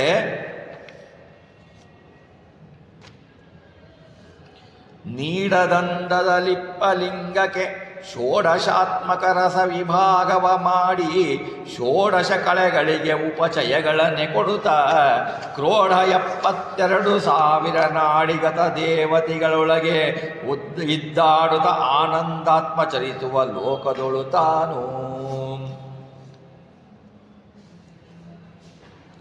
ನೀಡದಂದದ ಲಿಪ್ಪಲಿಂಗಕ್ಕೆ, ನೀಡದಂದದಿ ಅಂದರೆ ಗೂಡು ಅಂತ ಅರ್ಥ. ಗೂಡಿನಂತೆ ಇದೆ ನಮ್ಮ ದೇಹ. ನೀಡಿದಂದರೆ ಗೂಡಿನಂತೆ ಇದೆ. ಲಿಂಗೋಪದಾನದ ಸೂಕ್ಷ್ಮ ಸೃಷ್ಟಿಯಲ್ಲಿ ಅನಿರುದ್ಧ ಶರೀರ ಸಹಿತವಾಗಿ ಜೀವ ಆವಾಸವಾಗಿರ್ತಾನೆ. ಮೂಲ ಜಡಪ್ರಕೃತಿ ಉಪಾದಾನದಿಂದ ನಿರ್ಮಿತವಾಗಿರುತ್ತೆ ಸ್ಥೂಲ ದೇಹ. ಇಲ್ಲಿ ಲಿಂಗಕ್ಕೆ ನಾವು ಅನಾದಿ ಲಿಂಗ ಅಂತ ತಿಳ್ಕೊಳ್ಬಾರ್ದು. ಇಲ್ಲಿ ಲಿಂಗಕ್ಕೆ ನಾವು ಸ್ಥೂಲ ದೇಹ ಅಂತಲೇ ತಿಳ್ಕೊಳ್ಬೋದು, ಸ್ಥೂಲ ದೇಹ ಅಂತ ತಿಳ್ಕೊಳ್ಬೋದು. ಇವನೇನು ಮಾಡ್ತಾನೆ, ಈ 4 ರಸಗಳನ್ನು ಷೋಡಶಾತ್ಮಕ ರಸ ವಿಭಾಗವ ಮಾಡಿ. ಷೋಡಶಾತ್ಮಕ ಅಂದರೆ ಏನು ಅಂದರೆ, ಪಂಚ ಜ್ಞಾನೇಂದ್ರಿಯಗಳು, ಪಂಚ ಕರ್ಮೇಂದ್ರಿಯಗಳು, ಪಂಚ ತನ್ಮಾತ್ರೆಗಳು, ಒಂದು ಮನಸ್ಸು, 14 ಕಳೆಗಳು. 14 ಕಳೆಗಳು ಇದು ವಿಷ್ಣು ರಹಸ್ಯ ಎಂಬುದಲ್ಲಿ ಹೇಳಿದೆ, ವಿಷ್ಣು ರಹಸ್ಯದಲ್ಲಿ ಹೇಳಿದೆ. ಷೋಡಶ ಕಳೆಗಳು, 14 ಸಾಂಖ್ಯಿಕವಾದ ಆತ್ಮಕ ಷೋಡಶ ಕಳೆಗಳು ಈ ಸಂಪುಟದ ವಿಭಾಗವನ್ನು ಮಾಡಿ ಆ ಭೋಜನ ಪ್ರತ್ಯೇಕ ಮಾಡಿ ಅವಕ್ಕೇನು ಮಾಡ್ತಾನೆ, ಪಂಚ ಕರ್ಮೇಂದ್ರಿಯಗಳಿಗೆ, ಪಂಚ ಜ್ಞಾನೇಂದ್ರಿಯಗಳಿಗೆ ಎಲ್ಲನೂ ಅದನ್ನು ಕೊಡ್ತಾನೆ ಭಗವಂತ. ಕೊಡುವ ಏನು ಮಾಡ್ತಾನೆ, ಉಪಚಯಗಳನ್ನೇ ಕೊಡುತ್ತಾ. ಅಂದರೆ ನಮ್ಮ ದೇಹ ಧಾರಣೆಗೋಸ್ಕರ, ದೇಹ ಬೆಳಲಿಕ್ಕೋಸ್ಕರ ಅವನ್ನ ಕೊಡ್ತಾನೆ. ದೇಹಾಂತರ್ಗತ ಆಗಿ ಪರಮಾತ್ಮ ಕೊಡ್ತಾ ಇರ್ತಾನೆ. ಈ ಪರಮಾತ್ಮನ ಈ ವ್ಯಾಪಾರ ನಮಗೆ ಗೊತ್ತಾಗೋದೇ ಇಲ್ಲ.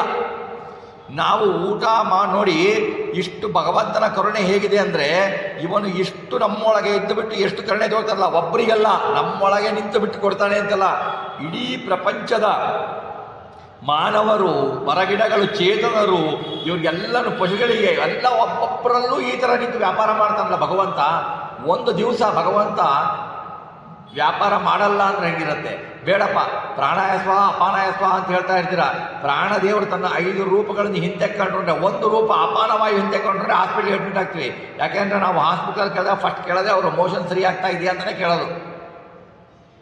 ಅಪಾನವಾಯು ಸ್ವಲ್ಪ ವಿಮುಖ ಆದ ಅಂತಂದರೆ ನಾವು ನಮ್ಮ ಜೀವನ ಅಸ್ತವ್ಯಸ್ತ ಆಗತ್ತೆ. ಪ್ರಾಣದೇವರ ಕರುಣೆ, ಭಗವಂತನ ಕರುಣೆ ನಮ್ಮ ಮೇಲೆ ಎಷ್ಟಿದೆ ಅಂದರೆ ಪ್ರಪಂಚದಲ್ಲಿರುವ ಈ ಅನಾದಿ ಪ್ರಪಂಚದಲ್ಲಿರುವ ಈ ಇಡೀ ಬ್ರಹ್ಮಾಂಡ ಸಕಲ ಚೇತನದಲ್ಲಿಯೂ ಅವರು ನಿಂತುಕೊಂಡು ಬಿಟ್ಟು ವ್ಯಾಪಾರ ಮಾಡ್ತಾರೆ. ಆ ವ್ಯಾಪಾರದ ಅರಿವು ನಮಗಿಲ್ಲ. ಅದು ವ್ಯಾಪಾರದ ಅರಿವು ನಮಗಿಲ್ಲ.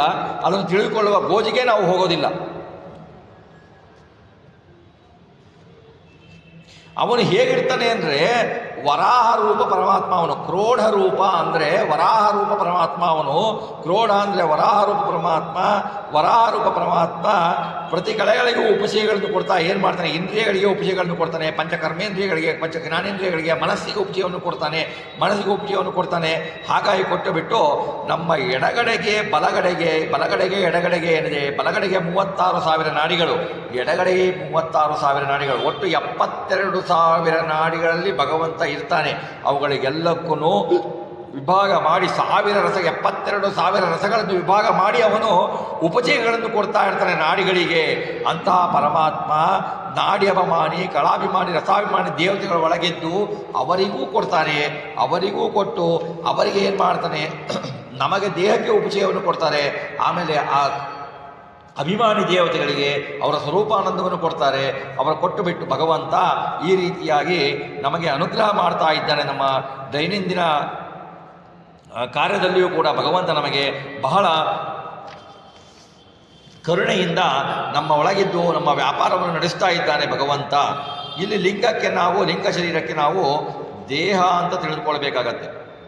ಆಮೇಲೆ ಮುಂದೆ ಹೇಳ್ತಾರೆ, ವಾರಿ ವಾಚ್ಯನು ವಾರಿಯೊಳಗಿದ್ದಾರು ರಸವಂದನಿಸಿ 36,000 ಸ್ತ್ರೀ ಪುರುಷ ನಾಡಿಯೊಳು ತದ್ರೂಪ ಧಾರಕನು ತಾನಾಗಿ ಸರ್ವ ಶರೀರಗಳಲ್ಲಿ ಅಹಶ್ಚರಾತ್ರಿ ವಿಹಾರ ಮಾಳ್ಪನು ಭೃತಿ ಎಂಬ ಸುನಾಮದಿಂಕರಿಸಿ. ವಾರಿ ಅಂದರೆ ನೀರು, ವಾರಿ ಅಂದರೆ ಉದಕ. ಈ ಉದಕಕ್ಕೆ ಅಭಿಮಾನಿಯಾದವನು ಯಾರು? ವರುಣದೇವರು. ವರ್ಣಾಂತರ್ಗತನಾದವನು ಯಾರು? ಪರಮಾತ್ಮ, ಶ್ರೀ ಹರಿನಾಮಕ ಪರಮಾತ್ಮ. ಉದಕದೊಳಗೆ ಅಖಂಡ ರೂಪದಿಂದ ಇರ್ತಾನೆ, ಅದೇ ಆಕಾರದಲ್ಲಿ ಇರ್ತಾನೆ. ವಾರಿ ಎಂದು ಕರೆಸಲ್ಪಟ್ಟ ಪರಮಾತ್ಮನು ವಾರಿ ಅಂತ ವಾಚ್ಯನಾಗಿರ್ತಾನೆ. 6 ರಸ ಬಂಧನ, 6 ರಸಗಳು ಉದಕವನ್ನು ಸಹಿಸಿವೆ. ಆ ರಸಗಳು ಯಾವುವು ಅಂತಂದರೆ ಆಚಾರ್ಯ ಹೇಳ್ತಾರೆ ನೋಡಿ. ಉಪ್ಪು ಅಂದರೆ ಲವಣ, ಆಮ್ಲ ಅಂದರೆ ಹುಳಿ, ತಿಕ್ತ ಅಂದರೆ ಖಾರ, ಮಧುರ ಅಂದರೆ ಸಿಹಿ, ಕಷಾಯ ಅಂದರೆ ಕಹಿ, ಕಟು ಅಂದರೆ ಒಗರು. ಈ 6 ರಸಗಳು. ಈ 6 ರಸಗಳಲ್ಲಿ ಉಪ್ಪಿಗೆ ಅಭಿಮಾನಿ ದೇವತೆ ನಿವೃತ್ತಿ. ಉಪ್ಪಿನಲ್ಲಿರುವ ಭಗವಂತನ ರೂಪ ಜನಾರ್ದನ ರೂಪ.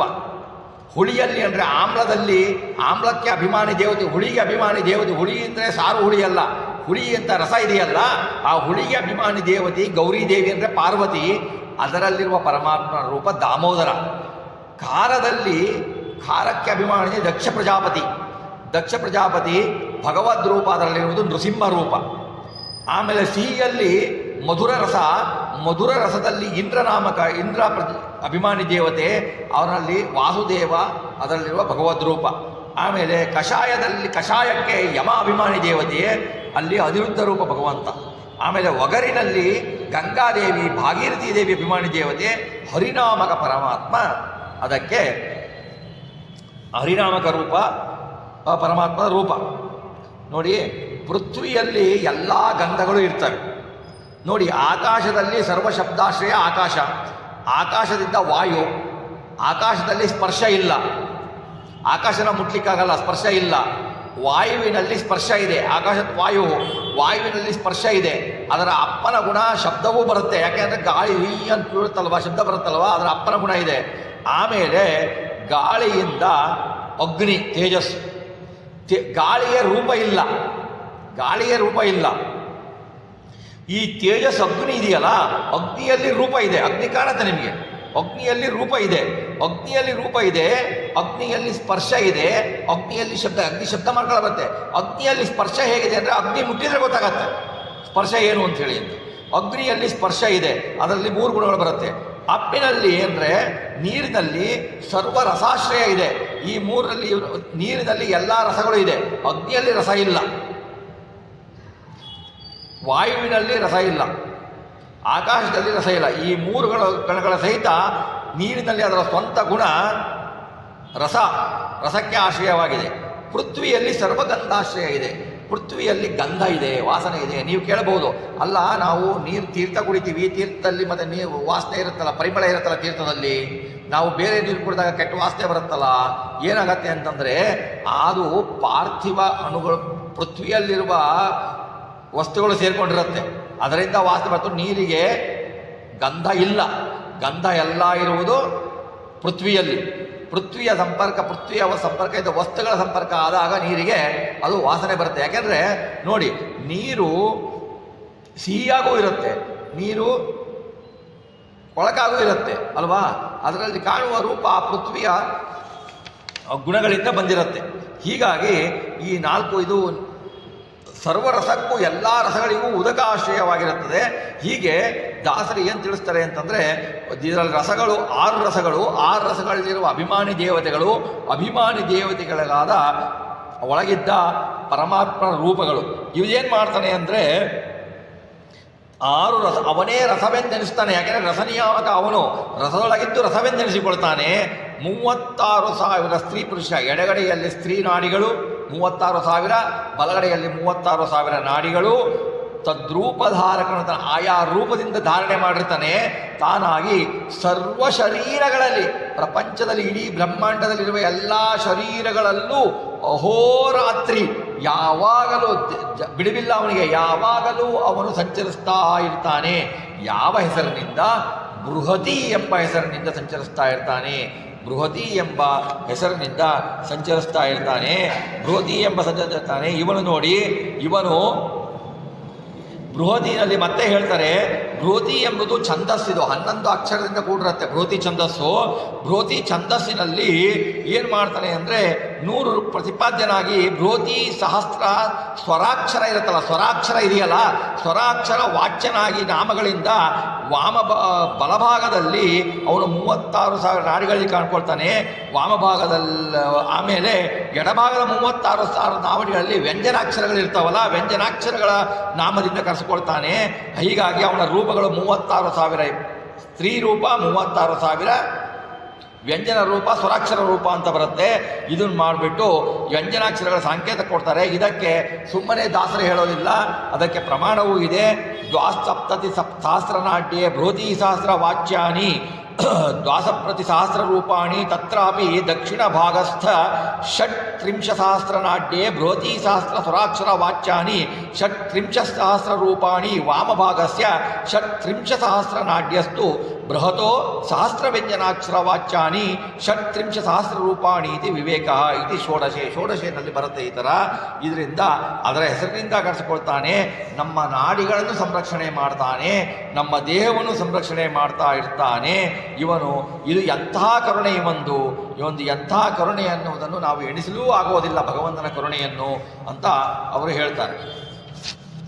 ಮತ್ತೆ ಹೇಳ್ತಾರೆ, 6 ರಸ ಸತ್ವಾದಿ ಭೇದದಲಾರು ಮೂರಾಗಿಹವು ಸಾರ ಸಾರನೀತ ಪ್ರಚುರ ಖಂಡ ಖಂಡ ಚಿತ್ ಪ್ರಚುರ ಈರಧಿಕ 70,000 ಮಾರಮಣನ ರಸಾಖ್ಯ ರೂಪ ಶರೀರದಲ್ಲಿ ಭೋಜ್ಯ ಸುಪದಾರ್ಥದಿ ತಿಳಿದು ಭುಂಜಿಪುದು.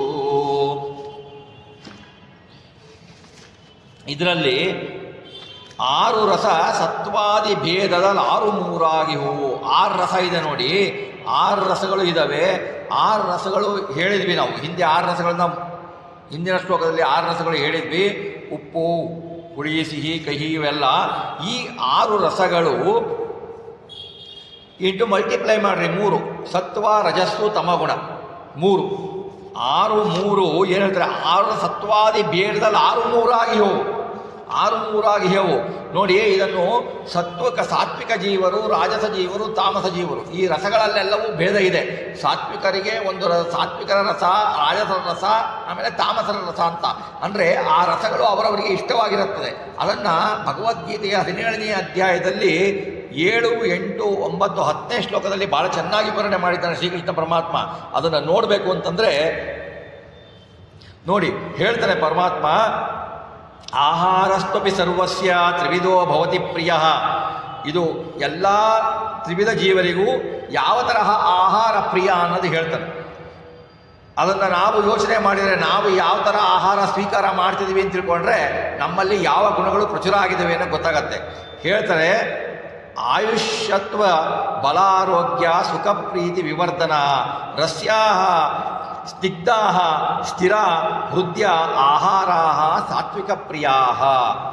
ಆರೋಗ್ಯ ರೋಗರಾಹಿತ್ಯಂ, ಸುಖಂ ಅಂದರೆ ರೋಗಗಳು ಬರದೇ ಇರುವಂಥ ಆಹಾರ, ಸುಖಂ ಒಮ್ಮೆ ಭೋಗಿಸಿದರೂ ಕೂಡ, ಒಮ್ಮೆ ಅದನ್ನು ಸ್ವೀಕರಿಸಿದರೂ ಕೂಡ ಬಹುಕಾಲದಿಂದ ಅದರ ಆನಂದ ಇರುತ್ತೆ. ಅಯ್ಯೋ ಅದು ಎಷ್ಟು ಚೆನ್ನಾಗಿದೆ ಅಂತ ತಿಂತಾ ಇರ್ತೀವಲ್ಲ, ಅಂದರೆ ನಾವು ತಿನ್ನುವುದು ಚೆನ್ನಾಗಿದೆ ಅನ್ನೋ ತಿಂದೇ ಬರದನ್ನೇ ಅದು ಅಂತಹ ಆನಂದಕರವಾದ ಆಹಾರ ಬಹಳ ಕಾಲದಿಂದ ಇರುತ್ತಲ್ಲ ಅದು.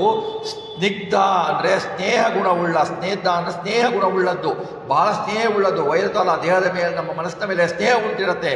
ಹೃದಯ ಅನುಭವಿಸಿದ ನಂತರ ನಮಗೆ ಯಾವುದೇ ಆಹಾರ ತಗೊಂಡ್ರೂ ಕೂಡ ಅದಕ್ಕೆ ನಮಗೆ ಮನಸ್ಸಿಗೆ ಹೃದಯಕ್ಕೆ ಒಳ್ಳೆಯ ಆಹಾರವನ್ನು ತೆಗೆದುಕೊಂಡಾಗ ಅದು ಇನ್ನೂ ಬೇಕು ಅನಿಸ್ಬಿಟ್ಟು ರುಚಿಕರ ಆಗಿರುತ್ತೆ, ಸಾರ ಆಗಿರುತ್ತೆ ಅಂಥ ಆಹಾರ. ಆಯುಷ್ಯ ಮನಸ್ಸಿನ ನಿರ್ಮಾಲೆ. ನೋಡಿ, ಯಾವುದೇ ಆಹಾರ ತಗೊಂಡ್ರೂ ಕೂಡ ಆ ಮನಸ್ಸನ್ನು ಚಂಚಲಗೊಳಿಸಿದರೆ, ಮನಸ್ಸನ್ನು ಕೆಡಿಸುವಂಥ ಆಹಾರ ತೆಗೆದುಕೊಂಡರೆ ಅದು ನಮಗೆ ಆರೋಗ್ಯಕ್ಕೆ ಒಳ್ಳೆಯದಲ್ಲ. ಮನಸ್ಸಿಗೆ ಒಳ್ಳೆಯದಲ್ಲ, ನಮಗೆ ಒಳ್ಳೆಯ ಯೋಚನೆ ಬರೋದಿಲ್ಲ. ಬಲ ಯಾವುದಕ್ಕೆ ಬರುತ್ತೆ ಅಂದರೆ ಆರೋಗ್ಯ, ಸುಖ, ಪ್ರೀತಿ ಇವುಗಳನ್ನು ವೃದ್ಧಿಗೊಳಿಸುವ ಆಹಾರಗಳನ್ನು ರಸಮಯವಾದ ಆಹಾರ ಇರುತ್ತದು, ರಸ ಇಲ್ಲದ ಆಹಾರ ಇರಲ್ಲ. ಈ ಗುಣ ನೀಡುವ ಆಹಾರವು ಸಾತ್ವಿಕರಿಗೆ ಪ್ರಿಯ. ರಸಭರಿತವಾಗಿರುತ್ತೆ. ಅದು ನಿಷಿದ್ಧ ಪದಾರ್ಥಗಳಿರಲ್ಲ. ಅದು ಈ ತುಪ್ಪ ಅವನ್ನೆಲ್ಲ ಒಳ್ಳೆ ಬಲ ಕೊಡುತ್ತೆ. ಅವನ್ನು ಹೇಗೆ ಉಪಯೋಗಿಸ್ಬೇಕೋ ಹಾಗೆ ಉಪಯೋಗಿಸ್ಬೇಕು. ಶುದ್ಧವಾದ ತುಪ್ಪ. ಆಮೇಲೆ ಈ ಆಹಾರಗಳೆಲ್ಲವೂ ದೇವರಿಗೆ ಸಮರ್ಪಿತವಾದರೆ ಮಾತ್ರ ಅವು ನಮಗೆ ಮುಖ್ಯವಾಗುತ್ತೆ ಹೊರತು ದೇವರಿಗೆ ಸಮರ್ಪಿಸದೆ ನಾವು ತಿಂದರೆ ನಾವು ಮಹಾ ಕಳ್ಳರೆನಿಸ್ತೇವೆ. ಆಮೇಲೆ ನಮಗೆ ಅದು ಬಲವನ್ನು ನೀಡೋದಿಲ್ಲ, ಫಲವನ್ನು, ಐಹಿಕ ಪಾರಮಾರ್ಥಿಕ ಫಲಗಳನ್ನು ನೀಡೋದಿಲ್ಲ. ಆಮೇಲೆ ಇನ್ನು ರಾಜಸರು ಹೇಗಿರ್ತಾರೆ? ಕಟ್ಟಾಮ್ಲ ಲವಣಾತ್ ಉಷ್ಟ ತೀಕ್ಷರು ರೂಕ್ಷ ವಿದಾಹಿನಃ ಆಹಾರಂ ರಾಜಸ ಶ್ರೇಷ್ಠ ದುಃಖ ಶೋಕಮಯಪ್ರದ. ಕಟ್ಟುವ ಅತಿ ಖಾರವಾದ ತಿಂತಾರೆ. ನೋಡಿ, ಜನ ಇರ್ತಾರೆ ಕೆಲವರು, ನಮಗೆ ಖಾರ ಅಂದರೆ ಭಾಳ ಇಷ್ಟ, ಸಿಕ್ಕಾಪಟ್ಟೆ ಖಾರ ತಿಂತಾರೆ, ಕಣ್ಣಲ್ಲಿ ನೀರು ಬರ್ತಾ ಇರ್ತದೆ, ಮೈಯೆಲ್ಲ ಬೆವರ್ತಾ ಇರ್ತಾರೆ, ಅಂದರೂ ಖಾರ ತಿಂತಾ ಇರ್ತಾರೆ. ಅವರು ಸಿಕ್ಕಾಪಟ್ಟೆ ಹುಳಿ ತಿಂತಾ ಇರ್ತಾರೆ. ಹುಳಿ, ಮಜ್ಜಿಗೆ, ಹುಳಿ ಎಲ್ಲ ಹುಳಿ ಬೇಕು ಇಂಥವರು. ಆಮೇಲೆ ಉಪ್ಪು, ಸಿಕ್ಕಾಪಟ್ಟೆ ಉಪ್ಪು ತಿಂದವರು ಇರ್ತಾರೆ. ಉಪ್ಪು ಇವುಗಳು ಅತಿಯಾಗಿರುವ, ಆಮೇಲೆ ಅತಿ ಉಷ್ಣವಾದ ಪದಾರ್ಥಗಳು, ಅತಿ ಬಿಸಿಯಾದ ಪದಾರ್ಥಗಳು, ಅತಿ ಉಷ್ಣವಾದ ಪದಾರ್ಥಗಳು, ತೀಕ್ಷ್ಣ ಅತಿ ಖಾರವಾದ ಪದಾರ್ಥಗಳು, ಅತಿ ಕಹಿಯಾದ ಪದಾರ್ಥಗಳು, ರಸನೇ ಇರಲ್ಲ ಅಂಥ ಪದಾರ್ಥಗಳು. ದೇಹಕ್ಕೆ ಒಳ್ಳೆಯದು, ಡಾಕ್ಟರ್ ಹೇಳಿದ್ದಾರೆ ರಸನೇ ಇಲ್ಲ, ರಸ ಇಲ್ಲದೆ ತಿನ್ನಬೇಕು, ತಿನ್ನೋದು. ಕರಕಲಾದು ಸುಟ್ಟು ಹೋಗಿರುವ ಪದಾರ್ಥಗಳು, ಹೊತ್ತು ಹೋಗಿರುವ ಪದಾರ್ಥಗಳು, ಸೀದು ಬಿಟ್ಟಿರತ್ತೆ ನೋಡಿ ಅಂಥ ಪದಾರ್ಥಗಳು. ಆಮೇಲೆ ತಿಂದರೆ ಹೊಟ್ಟೆ ಉರಿ ಆಗುವಂಥ ಪದಾರ್ಥಗಳು, ಉರಿಯುತ್ತಿರ್ತವೆ, ಒಂದು ತಿಂತಾ ಇರ್ತಾರೆ ಇಷ್ಟ ಅಂತ, ನಾಲ್ಗೆ ಚಪಲ ತಿನ್ನೋದು, ಅಯ್ಯೋ ಹೊಟ್ಟೆ ಉರಿತಾ ಇದೆ ಅನ್ನೋದು. ಇಂಥ ಆಹಾರ ಸೇವಿಸ್ತಾರಲ್ಲ ಇವರಿಗೆ ದುಃಖ ಆಗತ್ತೆ, ಮಾನಸಿಕ ಉದ್ವೇಗ ಆಗತ್ತೆ, ರೋಗ ಬರುತ್ತೆ. ಈ ಆಹಾರಗಳು ರಾಜಸ ಸ್ವಭಾವದ ಆಹಾರಗಳು. ರಾಜಸರಿಗೆ ಏನಾಗುತ್ತೆ, ನಾವು ನೋಡಿ, ನಾವು ಹಾಗೆ ಅಂತೀವಿ, ಮೆಣಸಿನ್ಕಾಯಿದು ಬೋಂಡ ತಿಂತಾ ಇರ್ತೀವಿ, ಖಾರ ಸಿಕ್ಬಿಡ್ತು ಅಂದರೆ ಕಣ್ಣಲ್ಲಿ ನೀರು ಬರ್ತಾ ಇರುತ್ತೆ, ಅವರು ತಿಂತಾ ಇರ್ತೀವಿ. ಅಯ್ಯೋ ಖಾರ ಅಂತ ತಿಂತಾ ಇರ್ತೀವಿ. ಅತಿ ಖಾರ ತಿಂತೀವಿ, ಅತಿ ಹುಳಿ ತಿಂತೀವಿ, ಅತಿ ಕಹಿ ತಿಂತೀವಿ, ಅತಿ ಒಗರು ತಿಂತೀವಿ, ಯಾವುದೂ ಅತಿ ಉಪ್ಪು ತಿಂತೀವಿ. ನೋಡಿ, ನೀವು ಡಾಕ್ಟರ್ ಹತ್ರ ಹೋಗಿ ಉಪ್ಪು ತಿನ್ಬೇಡ ಅಂತಾರೆ, ಹೌದಾ? ಡಾಕ್ಟರ್ ಹತ್ರ ಹೋಗಿ ಉಪ್ಪು ತಿನ್ಬೇಡ ಅಂತಾರೆ, ಡಾಕ್ಟರ್ ಹತ್ರ ಹೋಗಿ ಖಾರ ತಿನ್ಬೇಡ ಅಂತಾರೆ, BP ಬರುತ್ತೆ ಅಂತಾರೆ. ಇಲ್ಲಿ ನಮ್ಮ ಗ್ರಂಥಗಳಲ್ಲಿ ಹೇಳಿದೆ, ಇವು ರಾಜಸಗಳು, ರೋಗಗಳು ಬರುತ್ತವೆ, ಇಂಥವನ್ನ ಯಾವನು ಜಾಸ್ತಿ ತಿನ್ಲಿಕ್ಕೆ ಹೋಗಬಾರ್ದು. ಇವನ್ನ ಕಡಿಮೆ ಮಾಡಿಬಿಟ್ಟು ಭಗವಂತನಿಗೆ ಅರ್ಪಿಸಿ, ಅದರಲ್ಲಿರುವ ಭಗವಂತನ ರೂಪಗಳು ಎಷ್ಟು ರೂಪಗಳಿಂದ ಚಿಂತಿಸಿಬಿಟ್ಟು, ಭಗವಂತ ನೀನು ಕೊಟ್ಟಿದ್ದೀಯಪ್ಪ, ನೀನೇ ನಮ್ಮಲ್ಲಿ ಇದ್ದುಬಿಟ್ಟು ಅದನ್ನು ಪಚನ ಮಾಡಿಸ್ಬೇಕು, ನನ್ನ ಕೈಯಲ್ಲಿ ಆಗಲ್ಲ ಅಂತ ಭಗವಂತನಿಗೆ ಅರ್ಪಣೆ ಮಾಡುವ ವಿಧಾನದಿಂದ ನಾವು ಭೋಜನವನ್ನು ತೆಗೆದುಕೊಂಡ್ರೆ ಅದು ನಮಗೆ ಆರೋಗ್ಯವನ್ನು ದೈಹಿಕ ಐಹಿಕ ಆರೋಗ್ಯವನ್ನು ಕೊಡುತ್ತೆ, ಪಾರತ್ರಿಕ ಆರೋಗ್ಯವನ್ನು ಕೊಡುತ್ತದೆ, ಪುಣ್ಯ ಫಲವನ್ನು ಕೊಡುತ್ತೆ ಭೋಜನ ಅಂತ ಹೇಳ್ತಾರೆ. ಆಮೇಲೆ 18 ರಸಗಳಾಯ್ತಲ್ಲ. ಆಮೇಲೆ ಹೇಳ್ತಾರೆ ನೋಡಿ, ಒಂದೊಂದು ರಸದಲ್ಲಿ ಸಾರ ಅಸಾರ ಅಂತ ಇರ್ತವೆ, ರಜೋಗುಣ ತಮೋಗುಣ ಸೇರಿಸ್ತಾರೆ. ಆಮೇಲೆ ಇವರೇನು ಮಾಡ್ತಾರೆ, ತಾಮಸರು ಹೇಗೆ ಮಾಡ್ತಾರೆ ಅಂದರೆ, ತಾಮಸರು ಅವರದು ಇನ್ನೂ ವಿಚಿತ್ರ ಇದೆ. ತಾಮಸರು ಯಾತಯಾಮಂ ಗತರಸಂ ಪೂತಿ ಪರ್ಯುಷಿತಂ ಚ ಯತ್ ಉಚ್ಚಿಷ್ಟಮಪಿ ಚ ಆಯೋ ಅಮೇಧ್ಯಂ ಭೋಜನಂ ತಾಮಸ ಪ್ರಿಯಂ. ಯಾತಯಾಮಂ, ಯಾವುದೇ ಅಡಿಗೆ ಮಾಡಿಬಿಟ್ಟು 2.5-3 ಗಂಟೆಗಳಾದ ಮೇಲೆ ಅದನ್ನು ತಿನ್ನಬಾರದು. ಅದು ಹಳಸಿದಂತೆ, ಅದರಲ್ಲಿ ತಾಮಸ ಗುಣಗಳಿರ್ತವೆ, ಸತ್ವ ಇರಲ್ಲ, ಆರೋಗ್ಯಕ್ಕೂ ಒಳ್ಳೆಯದಲ್ಲ. ನಾವು ಬೆಳಿಗ್ಗೆ ಮಾಡಿದ್ದನ್ನು ರಾತ್ರಿ ತಿಂತೀವಿ, ಅಥವಾ ಬೆಳಿಗ್ಗೆ ಮಾಡಿದ್ದನ್ನು ಫ್ರಿಜ್ಜಿನಲ್ಲಿಟ್ಟು 2 ದಿವಸ ತಿಂತೀವಿ. ಇದು ತಾಮಸ ಆಹಾರ, ತಾಮಸ ಆಹಾರ. ಆಮೇಲೆ ಗತರಸಂ, ನೀವು ಫ್ರಿಜ್ಜಿನಲ್ಲಿ ಇಡ್ತೀರಾ, ಆ ರಸನೇ ಇರಲ್ಲ ಅದರಲ್ಲಿ, ರಸ ಎಲ್ಲ ಹೋಗ್ಬಿಟ್ಟಿರತ್ತೆ. ಗತರಸಂ, ರಸ ಇರಲ್ಲ ಅದರಲ್ಲಿ. ಆಮೇಲೆ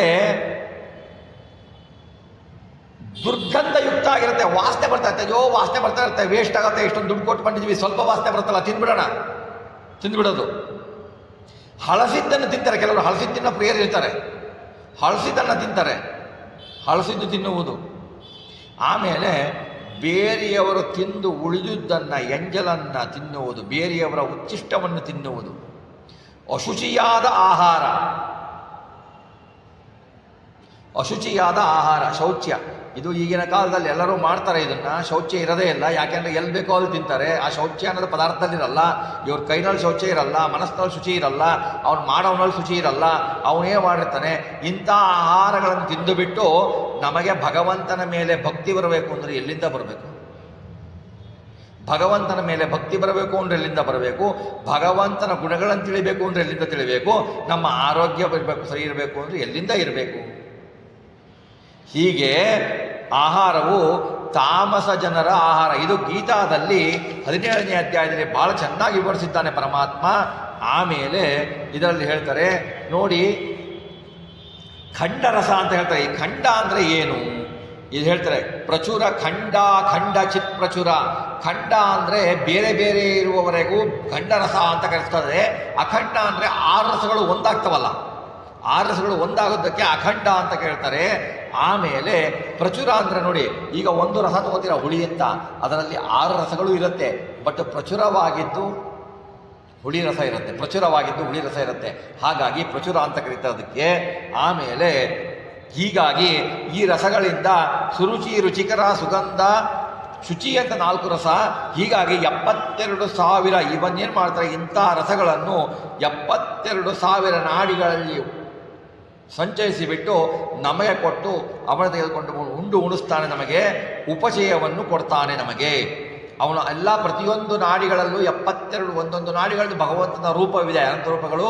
72,000 ರೂಪಗಳಿಂದ ಭಗವಂತ ಇರ್ತಾನೆ. ಆಯಾ ತತ್ವಗಳ ಅಂತರ್ಯಾಮಿಯಾಗಿ, ಮುಖ್ಯ ಪ್ರಾಣನ ಅಂತರ್ಯಾಮಿಯಾಗಿ ಭಗವಂತ ಇರ್ತಾನೆ. ಭಗವಂತ ಇಟ್ಟುಬಿಟ್ಟು ಈ ಭೋಜನದಿಂದ ನಮಗೆ ಮಾರಮಣನ ಅಂದರೆ ಲಕ್ಷ್ಮೀಪತಿಯಾದ ರಮಣ, ಅವನು 72,000 ನಮ್ಮ ಸ್ಥೂಲ ಶರೀರದಲ್ಲಿ ಇರ್ತಾನೆ, ನಾಡಿಗಳಲ್ಲಿ ಇರ್ತಾನೆ.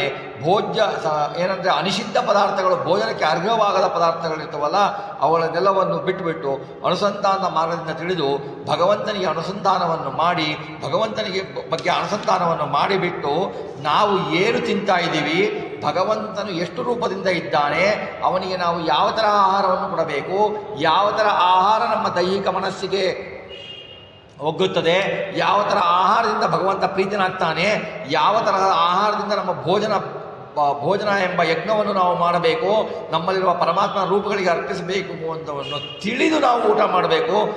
ತಿಳಿದೇನೆ ಊಟ ಮಾಡಬಾರ್ದು. ತಿಳಿದೇನೆ ಊಟ ಮಾಡಿದರೆ ನಮಗೂ ಪ್ರಾಣಿಗಳಿಗೂ ಏನು ವ್ಯತ್ಯಾಸ ಇಲ್ಲ ಅಂತ ದಾಸವರೇಣ್ಯರು ಹೇಳ್ತಾರೆ. ಆಮೇಲೆ ಹೇಳ್ತಾರೆ, ಕ್ಷೀರಗತ ರಸ ರೂಪಗಳು 300, ಮೇಲೈವತ್ತು 4, ಚಾರುಭೃತ ರೂಪಗಳು 29, ಸಾರಗುಡದೊಳಗೈದು 1,000 ಸ್ವರೂಪ 2,225 ರೂಪ ಫಲಗಳಲ್ಲಿ. ನೋಡಿ, ಕ್ಷೀರದಲ್ಲಿ ಕ್ಷೀರರಸ ಅಂದರೆ ಎಳೆ ಕಾಯಿನಲ್ಲೂ ಹಾಲು ಬರುತ್ತೆ ನೋಡಿ, ಹಾಲು ಬರುತ್ತಲ್ವಾ, ಎಳೆ ಕಾಯಿನಲ್ಲೂ ಹಾಲು ಬರುತ್ತೆ. ಆ ಕ್ಷೀರರಸ ಅಂತಲೇ ಸಂಕೇತ, ಅದಕ್ಕೆ ವಿಷದ ಅಂತ ಕರೀತಾರೆ, ವಿಷದ ರಸ ಅಂತ ಕರೀತಾರೆ.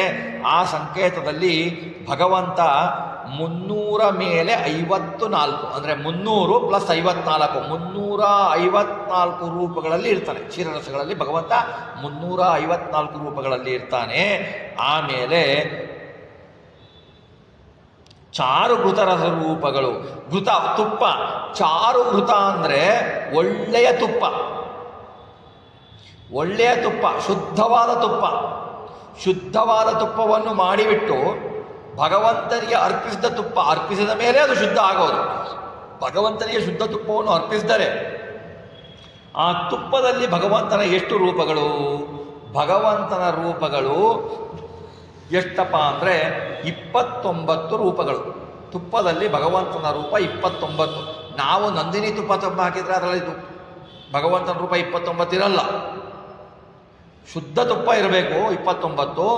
ಆಮೇಲೆ ಸಾರ ಗುಡದೋಳು,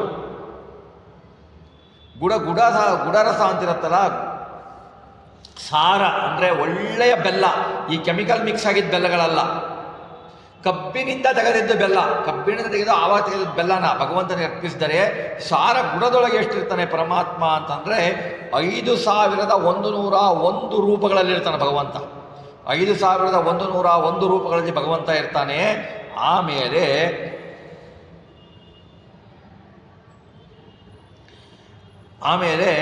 2,250 ರೂಪ. 2,000 ಅಂದರೆ 2000, 6,200 ಅಂದರೆ 800, 6 + 200 800, ಪಂಚವಿಂಶತಿ ಅಂದರೆ 25, 2,825 ರೂಪಗಳು. ಫಲ ಅಂದರೆ ರಸ, ಅದಕ್ಕೆ ಫಲಗಳಲ್ಲಿ, ನಮ್ಮ ಫಲಗಳಲ್ಲಿ, ಹಣ್ಣುಗಳಲ್ಲಿ ಚೆನ್ನಾಗಿ ಪಕ್ವವಾಗಿರ್ತದಲ್ಲ, ಅರ್ಧಂಬರ್ಧ ಹಣ್ಣಾಗಿರೋದಲ್ಲ, ಚೆನ್ನಾಗಿ ಪಕ್ವವಾಗಿರುವ ಹಣ್ಣುಗಳು, ಅದರಲ್ಲಿ 2,825 ರೂಪಗಳಲ್ಲಿ ಭಗವಂತ ಇರ್ತಾನೆ. ಟೋಟಲ್ ಎಷ್ಟಾಯಿತು ಇದರಲ್ಲಿ ಅಂದರೆ ಭಗವಂತನ ರೂಪ 8,309 ರೂಪಗಳಾಯಿತು. ಈ ತರಹ ಹಾಲು, ಬೆಲ್ಲ, ತುಪ್ಪ, ಹಣ್ಣು, ಈ 4ರಲ್ಲಿ ನಾವು ರೂಪ ತೋರಿಸಿ ಆ್ಯಡ್ ಮಾಡಿದರೆ 8,309 ರೂಪಗಳಲ್ಲಿ ಪರಮಾತ್ಮ ಇರ್ತಾನೆ. ನಾವು ದೇವರಿಗೆ ನೈವೇದ್ಯ ಮಾಡಬೇಕಾದ್ರೆ ಅನ್ನ ನೈವೇದ್ಯ ಮಾಡಬೇಕು, ಅನ್ನ ನೈವೇದ್ಯ ಮಾಡಬೇಕು, ಎಲ್ಲನೂ ಅದಕ್ಕೆ ಧಾರ್ಮಿಕವಾಗಿ ಯಾವ ಥರ ಇದೆಯೋ ಶಾಸ್ತ್ರೋಕ್ತವಾಗಿ ಆ ಥರ ಅನ್ನ ನೈವೇದ್ಯ ಮಾಡಬೇಕು, ರಸಗಳ ನೈವೇದ್ಯ ಮಾಡಬೇಕು. ಅಟ್ಲೀಸ್ಟ್ ಏನೂ ಆಗಲಿಲ್ಲ ನಿಮ್ಮ ಕೈಯಲ್ಲಿ ಅಂದರೆ ಒಂದು ಬೆಲ್ಲ ಇಡಿ, ಒಳ್ಳೆಯ ಬೆಲ್ಲ, ಕೆಮಿಕಲ್ ಮಿಕ್ಸ್ ಆಗಿದ್ದ ಬೆಲ್ಲ ಅಲ್ಲ, ಒಳ್ಳೆಯ ಬೆಲ್ಲ, ಆಮೇಲೆ ತುಪ್ಪ, ಆಮೇಲೆ ಹಾಲು ನಾರ್ಮಲಿ ಆಕಳ ಹಾಲು. ಯಾಕೆ ಅಂದರೆ ದೇವರಿಗೆ ಅಭಿಷೇಕಕ್ಕೆ ಯೋಗ್ಯವಾದದ್ದು ಕರುವಿನ ಎಂಜಲು ಬಂದಿರುತ್ತಲ್ಲ, ಕೆಚ್ಚರಿಗೆ ಹಾಕಿರುತ್ತಲ್ಲ, ಅದು ಹಾಲು, ಆ ಹಾಲು, ಅದು ಹಾಲು, ಇವನ್ನು ಇಟ್ಟು ಹಣ್ಣುಗಳನ್ನು ಇಟ್ಟು ಭಗವಂತ ಇದರಲ್ಲಿ ನೀನು ಇಷ್ಟು 1000 ರೂಪಗಳಿಂದ ಇದ್ದೀಯಾ ಅಂತ ಚಿಂತನೆ ಮಾಡಿ ಭಗವಂತನಿಗೆ ಇಟ್ಟರೆ ಭಗವಂತ ಸಂತೋಷದಿಂದ ಸಾಕ್ಷ್ಯರಸವನ್ನು ಸ್ವೀಕರಿಸ್ತಾನೆ, ನಮಗೆ ಅದರ ಫಲವನ್ನು ಕೊಡ್ತಾನೆ. ಇದು ನೈವೇದ್ಯ ಮಾಡಿದ್ದಕ್ಕೆ ಸಾರ್ಥಕ ಅಂತ ಹೇಳ್ತಾರೆ. ಅದಕ್ಕೆ ಕ್ಷೀರಕತ ರಸದಕ್ಕೆ ವಿಷದ ರಸ ಅಂತ ಕರೀತಾರೆ. ಆಮೇಲೆ ಘೃತರಸ ಅಂದರೆ ತುಪ್ಪದಲ್ಲಿರುವ ರಸಕ್ಕೆ ಸ್ಥಿರ ಅಂತ ಕರೀತಾರೆ. ಗುಡರಸ ಸಿಹಿಯಾದ ರಸಕ್ಕೆ ತೀಕ್ಷ್ಣ ಅಂತ ಕರೀತಾರೆ. ನಿರ್ಘರ ಫಲರಸ ರಸಯುಕ್ತವಾಗಿರುವುದಕ್ಕೆ ನಿರ್ಘರ ಅಂತ ಕರೀತಾರೆ. ಹೀಗಾಗಿ ಈ ಪದಾರ್ಥಗಳನ್ನು ಕರೀತಾರೆ. ಇದಕ್ಕೆ ಪ್ರಮಾಣ ಐತರೇಯ ಭಾಷ್ಯದಲ್ಲಿ ಇದೆ. ಏನಿದೆ ಅಂದರೆ ವಿಷದಂ ಕ್ಷೀರಮಾಧುರ್ಯಂ ಸ್ಥಿರಮಾಜ್ಯಸ್ಯ ತೀಕ್ಷ್ಣಕಂ ಗುಡಸ್ಯ ಪನಸಾದೀನಾಂ ನಿರಹಾರ್ಯಂ ಅಭಿಧೀಯತೆ. ಅಂದರೆ ಆದ್ದರಿಂದ ತದ್ರೂಪ ತದ್ದಾಮಕನಾಗಿ ಭಗವಂತ ಇರ್ತಾನೆ ಅಂತ ಚಿಂತಿಸಿಬಿಟ್ಟು ನಾವು ಆಹಾರ ಭಗವಂತನಿಗೆ ಅರ್ಪಿಸಿ ಅದನ್ನು ನಾವು ತೆಗೆದುಕೊಳ್ಳಬೇಕು. ಮುಂದೆ ಹೇಳ್ತಾರೆ ದಾಸರು, ಕಪಿಲ ನರಹರಿ ಭಾರ್ಗವತ್ರಯ ವಪುಷ ನೇತ್ರದಿ ನಾಶಿಕಾಸ್ಯದಿ ಶಪರ ನಾಮಕ ಜಿಮ್ಮೆಯಲಿ ದಂತದಲ್ಲಿ ಹಂಸಾಖ್ಯ ತ್ರಿಪದಿಪಾದ್ಯ ಹಯಾಸ್ಯ ವಾಚ್ಯದೊಳು ಅಪರಮಿತ ಸುಖಪೂರ್ಣ ಸಂತತ ಕೃಪಣರೊಳಗಿದ್ದವರವರ ರಥ ಸ್ವೀಕರಿಸಿಕೊಡುವ. ಕಪಿಲ ನರಹರಿ ಭಾರ್ಗವತ್ರಯ ವಪುಷ ನೇತ್ರದಿ ನಾಸಿಕಾಸ್ಯದಿ ಶಪರನಾಮಕ ಜಿವ್ಯಲಿ ದಂತದಲ್ಲಿ ಹಂಸಾಖ್ಯ. ನೋಡಿ, ಕಪಿಲನಾಮಕ ಪರಮಾತ್ಮ ಕೇಳಿದಿರ ಅಲ್ವಾ? ಕಪಿಲನಾಮಕ ಪರಮಾತ್ಮನ ಹೆಸರು ಭಾಗವತ ಶ್ರವಣ ಮಾಡಿರ್ತೀರ. ಕಪಿಲನಾಮಕ ಪರಮಾತ್ಮ, ಭಾಗವತದಲ್ಲಿ ಕಪಿಲನಾಮಕ ಪರಮಾತ್ಮನ ಹೆಸರು ಬರುತ್ತೆ. ಕಪಿಲನಾಮಕ ಪರಮಾತ್ಮ ನಮ್ಮ ಕಣ್ಣಿನಲ್ಲಿ ಇರ್ತಾನೆ. ಪ್ರತಿಮೆಗಳ ಕಣ್ಣಿನಲ್ಲಿ ಎದ್ದು ನೈವೇದ್ಯ ಸ್ವೀಕಾರ ಮಾಡುತ್ತೆ. ಈಗ ಭಗವಂತ ಕಪಿಲನಾಮಕನಾಗಿ ಕಣ್ಣಿನಲ್ಲಿ ಇದ್ದ. ನಾವು ನೈವೇದ್ಯ ಮಾಡಬೇಕಾದ್ರೆ ಬಟ್ಟೆ ಹಾಕ್ತಾರಲ್ವ, ನೋಡಬಾರ್ದು ಅಂತ ಪಟ ಹಿಡಿತಾರಲ್ವ. ಯಾಕೆ ಅಂದರೆ ನಮ್ಮ ದೃಷ್ಟಿ ಬೀಳಬಾರ್ದು. ನಮ್ಮ ಊಟ ಉಚ್ಚಿಷ್ಟ ಬರೇ ತಿಂದರೆ ಅಲ್ಲ, ವಾಸನೆ ತೆಗೆದುಕೊಂಡ್ರೆ ಮೂಸಿದರೆ ಅದು ಎಂಜಲಾಗತ್ತೆ, ಮುಟ್ಟಿದರೆ ಎಂಜಲಾಗತ್ತೆ, ಕಣ್ಣಿಂದ ನೋಡಿದರೆ ಎಂಜಲಾಗತ್ತೆ. ಅದು ನೋಡಬಾರ್ದು ಅಂತಲೇ ಕಪಿಲನಾಮಕ ಪರಮಾತ್ಮನ ಕಣ್ಣುಗಳಲ್ಲಿ ಒಳಗಡೆ ಕೂದಿರ್ತವಲ್ಲ, ಅದಕ್ಕೋಸ್ಕರ ಏನು ಮಾಡ್ತಾರೆ, ಬಟ್ಟೆ ಹಿಡಿತಾರೆ. ನೈವೇದ್ಯ ಮಾಡೋರು, ಪೂಜೆ ಮಾಡೋರು ತಮ್ಮ ಕಣ್ಣುಗಳಲ್ಲಿ ಕಪಿಲನಾಮಕ ಪರಮಾತ್ಮನ ಚಿಂತನೆ ಮಾಡಬೇಕು. ಆ ಆಹಾರಗಳಲ್ಲಿ ಆಯಾ ರೂಪಗಳಿಂದ ಪರಮಾತ್ಮನ ಚಿಂತನೆ ಮಾಡಬೇಕು. ಆವಾಗ ಅದು ಉಚ್ಚಿಷ್ಟ ಆಗೋದಿಲ್ಲ. ನಾವು ಖಂಡಿತ ನೋಡಬಾರದು. ಅದಕ್ಕೋಸ್ಕರನೇ ಅದು ಹಾಕಿರೋದು. ಕಪಿಲನಾಮಕ ಪರಮಾತ್ಮನನ್ನು ನಾವು ಕಣ್ಣಿನಲ್ಲಿ ಯಾಕೆ ಚಿಂತನೆ ಮಾಡಬೇಕು? ಕಪಿಲನಾಮಕ ಪರಮಾತ್ಮನ ಬಗ್ಗೆ ಭಾಗವತದಲ್ಲಿ ಕಥೆ ಬರುತ್ತೆ. ಸಗರ ರಾಜ ಇರ್ತಾನೆ, ಅವನಿಗೆ 60,000 ಮಕ್ಕಳಿರ್ತಾರೆ. 60,000 ಮಕ್ಕಳು. ಅವನು ಅಶ್ವಮೇಧ ಯಾಗ ಮಾಡ್ತಾ ಇರ್ತಾನೆ. ಅಶ್ವಮೇಧ ಯಾಗ ಮಾಡಬೇಕಾದ್ರೆ ಇಂದ್ರದೇವರು ಆ ಕುದುರೆಯನ್ನು ತೆಗೆದುಕೊಂಡು ಹೋಗಿ ಸಮುದ್ರದ ಕೆಳಗೆ ಕಟ್ತಾರೆ. ಅಲ್ಲಿ ಕಪಿಲನಾಮಕ ಪರಮಾತ್ಮ ತಪಸ್ಸಿನ ರೂಪದಲ್ಲಿ, ತಪಸ್ಸು ಮಾಡುವ ರೂಪದಲ್ಲಿ ಕುಳಿತುಕೊಂಡಿರ್ತಾನೆ.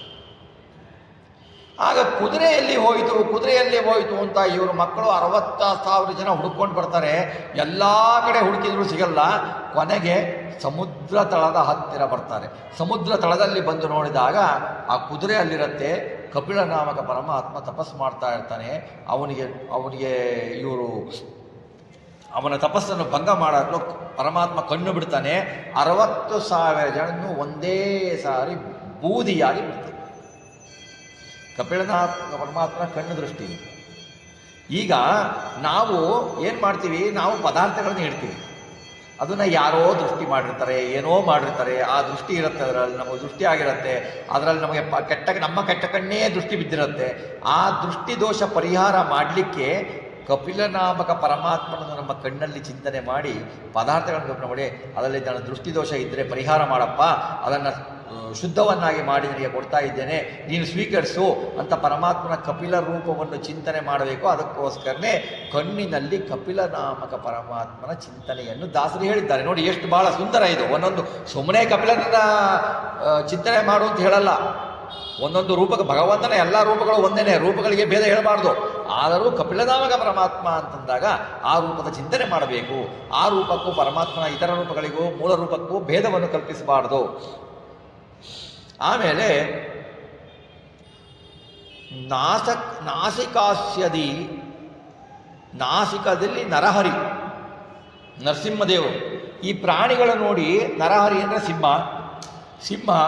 ಈ ಪ್ರಾಣಿಗಳು ವಾಸನೆಯಿಂದ ಪದಾರ್ಥಗಳನ್ನು ಗ್ರಹಿಸ್ತವೆ. ಹೌದಾ? ಈ ಸಿಂಹ ಆಗಲಿ, ಹುಲಿ ಆಗಲಿ, ಯಾವುದೇ ವಾಸನೆ ಪ್ರಾಣಿಗಳು ತಗೊಳ್ಳಿ, ಅವು ವಾಸನೆಯಿಂದ ಪದಾರ್ಥವನ್ನು ಗ್ರಹಿಸಿ ಅದನ್ನು ಸ್ವೀಕರಿಸ್ತವೆ ಅಲ್ವಾ? ನಾವು ನಾಸಿಕದಿಂದ ನಾವು ಆ ವಾಸನೆಯನ್ನು ತಗೊಂಡು, ಅಯ್ಯೋ ಈ ಪದಾರ್ಥ ಎಷ್ಟು ಚೆನ್ನಾಗಿ ವಾಸನೆ ಚೆನ್ನಾಗಿದೆ, ಸುವಾಸನೆ ಚೆನ್ನಾಗಿದೆ, ಅಡುಗೆ ಚೆನ್ನಾಗಿರಬೇಕು, ದೇವ್ರ ನೈವೇದ್ಯಕ್ಕೆ ಇಟ್ಟಿದ್ದಾರೆ ಅಂದ್ಬಿಟ್ರೆ ನಮಗೆ ಪಾಪ ಬಂತು ಅಲ್ವಾ? ನಮ್ಮ ನಾಸಿಕದಲ್ಲಿ ನಾವು ನರಸಿಂಹರೂಪಿ ಪರಮಾತ್ಮನನ್ನು ಚಿಂತನೆ ಮಾಡಬೇಕು. ನಮ್ಮ ನಾಸಿಕದಲ್ಲಿ ನರಸಿಂಹರೂಪನ ಪರಮಾತ್ಮನನ್ನು ಚಿಂತನೆ ಮಾಡಿದರೆ ನಮ್ಮ ನಾಸಿಕದಿಂದ ನಾಸಿಕ ಪರಮಾತ್ಮನ ಚಿಂತನೆ ಮಾಡಬೇಕು. ಆ ರೂಪದಲ್ಲಿ ಭಗವಂತ ನೀನು ಇದ್ದೀಯಪ್ಪ ನಾಸಿಕಕ್ಕೆ ಅಂಥೇಳಿ, ನಾಸಿಕದ ನೀನು ನಿನಗೆ ಅರ್ಪಣೆ ಮಾಡ್ತಾ ಇದ್ದೀನಪ್ಪ ಅಂತ ಮನೋಭಾವ ಇದ್ದರೆ ನಮಗೆ ನಾಸಿಕದಲ್ಲಿ ಭಗವಂತ ಕುಳಿತುಕೊಂಡು ಬಿಟ್ಟು ಆ ದೋಷವನ್ನು ಪರಿಹಾರ ಮಾಡ್ತಾನೆ. ಹಾಗೆಯೇ ಕೆಲವು ಕಡೆ ನೋಡಿ, ನಮಗೆ ಕೆಲವು ಕಡೆ ನೆಗಡಿ ಮಾಡಿದಾಗ ನಮಗೆ ವಾಸನೆಗಳೇ ಗೊತ್ತಾಗಲ್ಲ. ಯಾವುದು ವಾಸನೆ ಏನು ನಾವು ಅಂತೀವಿ, ಏನೂ ಗೊತ್ತಾಗಲ್ಲ ನಮಗೆ ಅಂತ. ಯಾಕೆ ಅಂದರೆ ನಮ್ಮ ಮೂಗಿನಲ್ಲಿ ನರಸಿಂಹ ದೇವರ ಚಿಂತನೆ ನಾವು ಮಾಡ್ತಾ ಇಲ್ಲ. ಮೂಗಿದೆ ಅನ್ನೋದೇ ಗೊತ್ತಾಗಲ್ಲ ನಮಗೆ, ನೆಗಡಿ ಬಂದಾಗೆ ಗೊತ್ತಾಗೋದು. ಹೀಗೆ ನರಸಿಂಹದೇವರ ಚಿಂತನೆಯನ್ನು ನಮ್ಮ ನಾಸಿಕದಲ್ಲಿ ಮಾಡಬೇಕು. ಮಾಡಿದರೆ ನಮಗೆ ನಾಸಿಕದ ವಾಸನೆ ಹೋಗುತ್ತದೆ. ದೇವರ ಬಗ್ಗೆ, ಗ್ರಂಥಗಳ ಬಗ್ಗೆ ವಾಸನೆ ಭಗವಂತ ಕೊಡ್ತಾನೆ. ಈ ಲೌಕಿಕ ವಿಷಯಗಳ ಬಗ್ಗೆ ವಾಸನೆಯನ್ನು ಕೊಡೋಲ್ಲ, ಭಗವಂತ ತನ್ನ ಬಗ್ಗೆ ವಾಸನೆಯನ್ನು ಕೊಟ್ಟು ಬಿಟ್ಟು ಸೆಳೆದುಕೊಳ್ತಾನೆ ತನ್ನ ಹತ್ರ. ಇದನ್ನು ನಾವು ಅರ್ಥಕೊಳ್ಬೇಕು. ಆಮೇಲೆ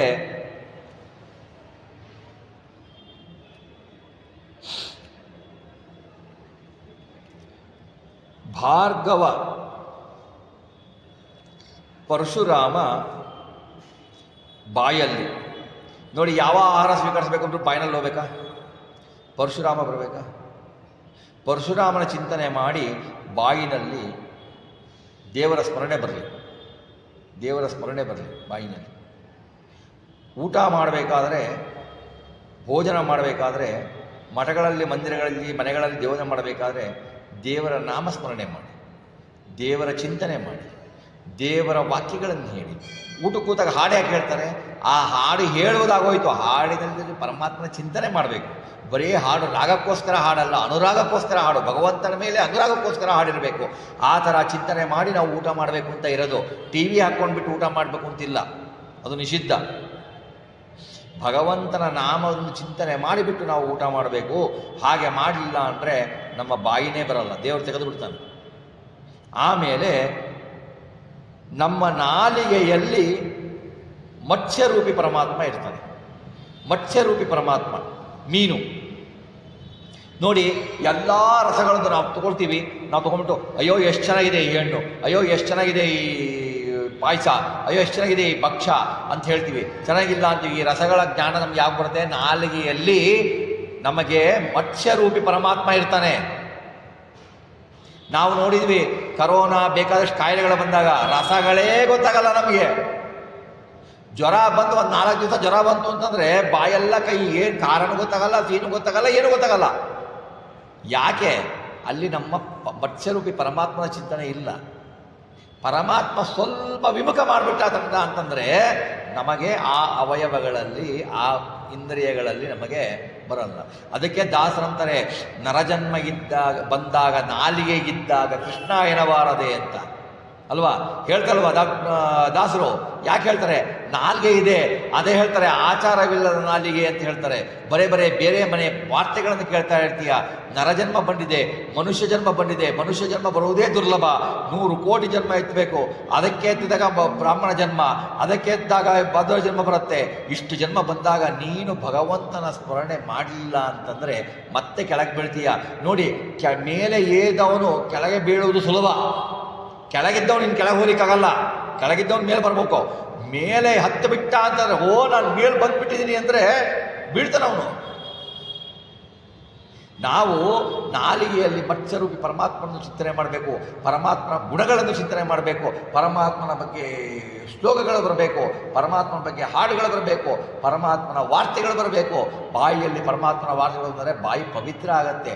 ನಾವು ಆ ಪವಿತ್ರ ಆದ ರಸಗಳಿಂದ ಭಗವಂತನನ್ನು ಮಾಡಿದರೆ ನಮಗೆ ನಾಲಿಗೆಗಳಲ್ಲಿ ರಸಗಳನ್ನು ಕೊಟ್ಟು ಬಿಟ್ಟು, ಒಳ್ಳೆಯ ರಸಗಳ ಜ್ಞಾನವನ್ನು ಕೊಟ್ಟು ಬಿಟ್ಟು ಭಗವಂತ ನಮಗೆ ಲೌಕಿಕ ಪದಾರ್ಥಗಳನ್ನು ನಮ್ಮ ದೇಹಕ್ಕೆ ಅನುಗುಣವಾಗಿ ಅವನು ಸೇವಿಸೋ ಹಾಗೆ ಮಾಡ್ತಾನೆ ಆರೋಗ್ಯವಾಗಿ. ಹಾಗೆಯೇ ನಮ್ಮ ರಸನೇಂದ್ರಿಯದಿಂದ ಭಗವಂತನ ಗುಣಗಳ ರಸವನ್ನು ನಮಗೆ ಉಣಿಸ್ತಾನೆ. ನಮ್ಮ ಯೋಗ್ಯತೆಗನುಸಾರವಾಗಿ ಉಣಿಸಿಬಿಟ್ಟು ನಮಗೆ ಫಲವನ್ನು ಕೊಡ್ತಾನೆ. ಇಂತಹ ದೇವರು ಯಾರಿದ್ದಾರೆ ನಮಗೆ? ಒಂದು ಊಟದಲ್ಲಿ ಇಂತಹ ಚಿಂತನೆಯನ್ನು ಕೊಡ್ತಾನಲ್ಲ ಭಗವಂತ. ಇಷ್ಟು ವ್ಯಾಪಾರ ಮಾಡ್ತಾನಲ್ವಾ? ಎಷ್ಟು ಕೋಟಿ ಕೋಟಿ ಜನಗಳಿದ್ದಾರೆ ಪ್ರಪಂಚದಲ್ಲಿ. ಎಷ್ಟು ಪ್ರಾಣಿಗಳು, ಎಷ್ಟು ಜನಗಳು, ಎಷ್ಟು ಒಬ್ಬೊಬ್ಬರಿಗೂ ಒಂದೊಂದು ಅವರವರ ರೂಪಗಳಿದ್ದು ಭಗವಂತ ಇಷ್ಟು ಚಿಂತನೆ ಮಾಡ್ತಾನಲ್ಲ. ಆ ಭಗವಂತನ ಕರುಣೆಗಳನ್ನು ತಿಳಿದು ಭುಂಜಿಪುದು. ಅವನ ಕರುಣೆಯನ್ನು ತಿಳಿದು ನಾವು ಊಟ ಮಾಡಬೇಕು. ಊಟ ಮಾಡಬೇಕಾದ್ರೆ ಭಗವಂತನ ಸ್ಮರಣೆ ಇರಬೇಕು. ಯಾವ ಪದಾರ್ಥಗಳಲ್ಲಿ ಸ್ಥೂಲವಾಗಿ ಎಷ್ಟು ರೂಪದಿಂದ ಇದನ್ನೇ ಅಂತ ಭಗವಂತ ಇರಬೇಕು. ಈ ತರಹ ಚಿಂತನೆಯನ್ನು ನಾವು ಮಾಡಿಕೊಳ್ತಾ ನಾವು ಭೋಜನವನ್ನು ಮಾಡಿದರೆ ಅದು ಯಜ್ಞ ಅನಿಸುತ್ತದೆ. ಆಮೇಲೆ ಯಜ್ಞ ಅನ್ನು ಭಗವಂತನಿಗೆ ನೀನು ಕೊಟ್ಟಿದ್ದ ಆಹಾರ ಅಪ್ಪ, ನೀನು ಉಣಿಸಿದ್ದೀಯಾ, ನಾನು ಉಂಡಿದ್ದೇನೆ, ನೀನು ನನ್ನಲ್ಲಿ ನಿಂತು ಉಣಿಸಿದ್ದೀಯಾ, ನನಗೆ ಉಂಡಿದ್ದೇನೆ, ಇದು ಎಲ್ಲ ನಿನಗೆ ಅರ್ಪಣ ಅಪ್ಪ, ನಿನ್ನ ಪ್ರೀತಿಗೋಸ್ಕರ ಅಂತ ಹೇಳಿ ಭಗವಂತನಿಗೆ ಅರ್ಪಣೆ ಮಾಡಿದರೆ ಭೋಜನವೂ ಒಂದು ಯಜ್ಞ ಆಗುತ್ತದೆ. ಇದು ಯಜ್ಞ, ಭೋಜನ ರಸ ವಿಭಾಗ ಸಂಧಿ, ಇದು ಯಜ್ಞ ಆಗುತ್ತದೆ. ಈ ಯಜ್ಞಕ್ಕೆ ನಾವು ಅರ್ಪಣೆ ಭಾವ ಇಲ್ಲ ಅಂದರೆ ಪಶುಗಳಿಗೂ ನಮಗೂ ಏವ ವ್ಯತ್ಯಾಸವೂ ಇಲ್ಲ. ಪಶುಗಳಿಗೆ ಪಾಪ ಪುಣ್ಯಗಳಿಲ್ಲ, ನಮಗೆ ಪಾಪ ಪುಣ್ಯಗಳಿವೆ. ಪಾಪ ಕಳೆಯುವುದಕ್ಕೋಸ್ಕರ ಪಶು ಜನ್ಮ ಎತ್ತಿರ್ತಾನೆ, ಅವಕ್ಕೆ ಜ್ಞಾನ ಇರಲ್ಲ, ಅವುಗಳಿಗೇನು ಜ್ಞಾನ. ನಮಗೆ ಜ್ಞಾನ ಇದ್ದು ಮಾಡಿದರೆ ನಾವು ಅಧಪ್ಪತನಕ್ಕೆ ಹೋಗ್ತೀವಿ ಅಂತ ತಿಳ್ಕೊಂಡ್ಬಿಟ್ಟು ದಾಸರು ಸುಂದರವಾಗಿ ಒಂದು 7 ಪದ್ಯಗಳಲ್ಲಿ ಭಗವಂತನ ಹೇಗೆ ನಾವು ರೂಪವನ್ನು ಧ್ಯಾನ ಮಾಡಿ ಭೋಜನ ಮಾಡಬೇಕು ಅಂತ ಹೇಳಿದರು. ಮುಂದೆ ವಿಸ್ತಾರವಾಗಿ ಭೋಜನದ ಸಂಧಿಯಲ್ಲಿ ಭಗವಂತನ ಬಗ್ಗೆ ಪ್ರಮಿತವಾಗಿ ಭಗವಂತನ ಮಹಿಮೆಗಳನ್ನು, ಭಗವಂತನ ರೂಪಗಳನ್ನು ತಿಳಿಸಿಬಿಟ್ಟು ಹೇಗೆ ಭೋಜನ ಮಾಡಬೇಕು ಅಂತ ಹೇಳಿದರೆ ಮೈ ರೋಮಾಂಚನ ಆಗುತ್ತೆ. ಆ ಥರ ಜಗನ್ನಾಥದಾಸರು ತಿಳಿಸ್ತಾರೆ. ನಾವು ಇದನ್ನು ತಿಳಿಸಿದ ಜಗನ್ನಾಥದಾಸರಿಗೂ ತಜ್ಞರಾಗಿರಬೇಕು. ಜಗನ್ನಾಥದಾಸರು ಸುಮ್ಮನೆ ತಮ್ಮ ಮಾತು ಹೇಳಿಲ್ಲ, ಅವರ ಪ್ರತಿಯೊಂದು ವಾಕ್ಯಕ್ಕೂ ಉಪನಿಷತ್ತುಗಳಲ್ಲಿ, ವೇದಗಳಲ್ಲಿ ಪ್ರಾಮಾಣ್ಯ ಇದೆ. ಅದಕ್ಕೆ ಅನುಸಾರಿಯಾಗಿ ಅವರು ಹೇಳಿದ್ದಾರೆ ಹೊರತು ಸುಮ್ಮನೆ ಏನೋ ಬಂತು ಬರದೆ ಅಂತ ಹೇಳಿಲ್ಲ ಅವರು. ಹಾಗಾಗಿ ನಾವು ಅವರಿಗೂ ಕೃತಜ್ಞರಾಗಿರಬೇಕು, ಅವರೊಳಗಿರುವ ಪರಮಾತ್ಮನಿಗೂ ಕೃತಜ್ಞರಾಗಿರಬೇಕು. ಈ ತರಹ ನಮ್ಮ ಭೋಜನ ಚಿಂತನೆಯನ್ನು ನಾವು ಮಾಡಬೇಕು ಅನ್ನೋಲ್ಲಿಗೆ ಈ ಮೊದಲನೆಯ ದಿವಸದ ಪ್ರವಚನವನ್ನು ಶ್ರೀಕೃಷ್ಣನಿಗೆ ಅರ್ಪಿಸ್ತೇವೆ. ಶ್ರೀಕೃಷ್ಣಾರ್ಪಣಮಸ್ತು.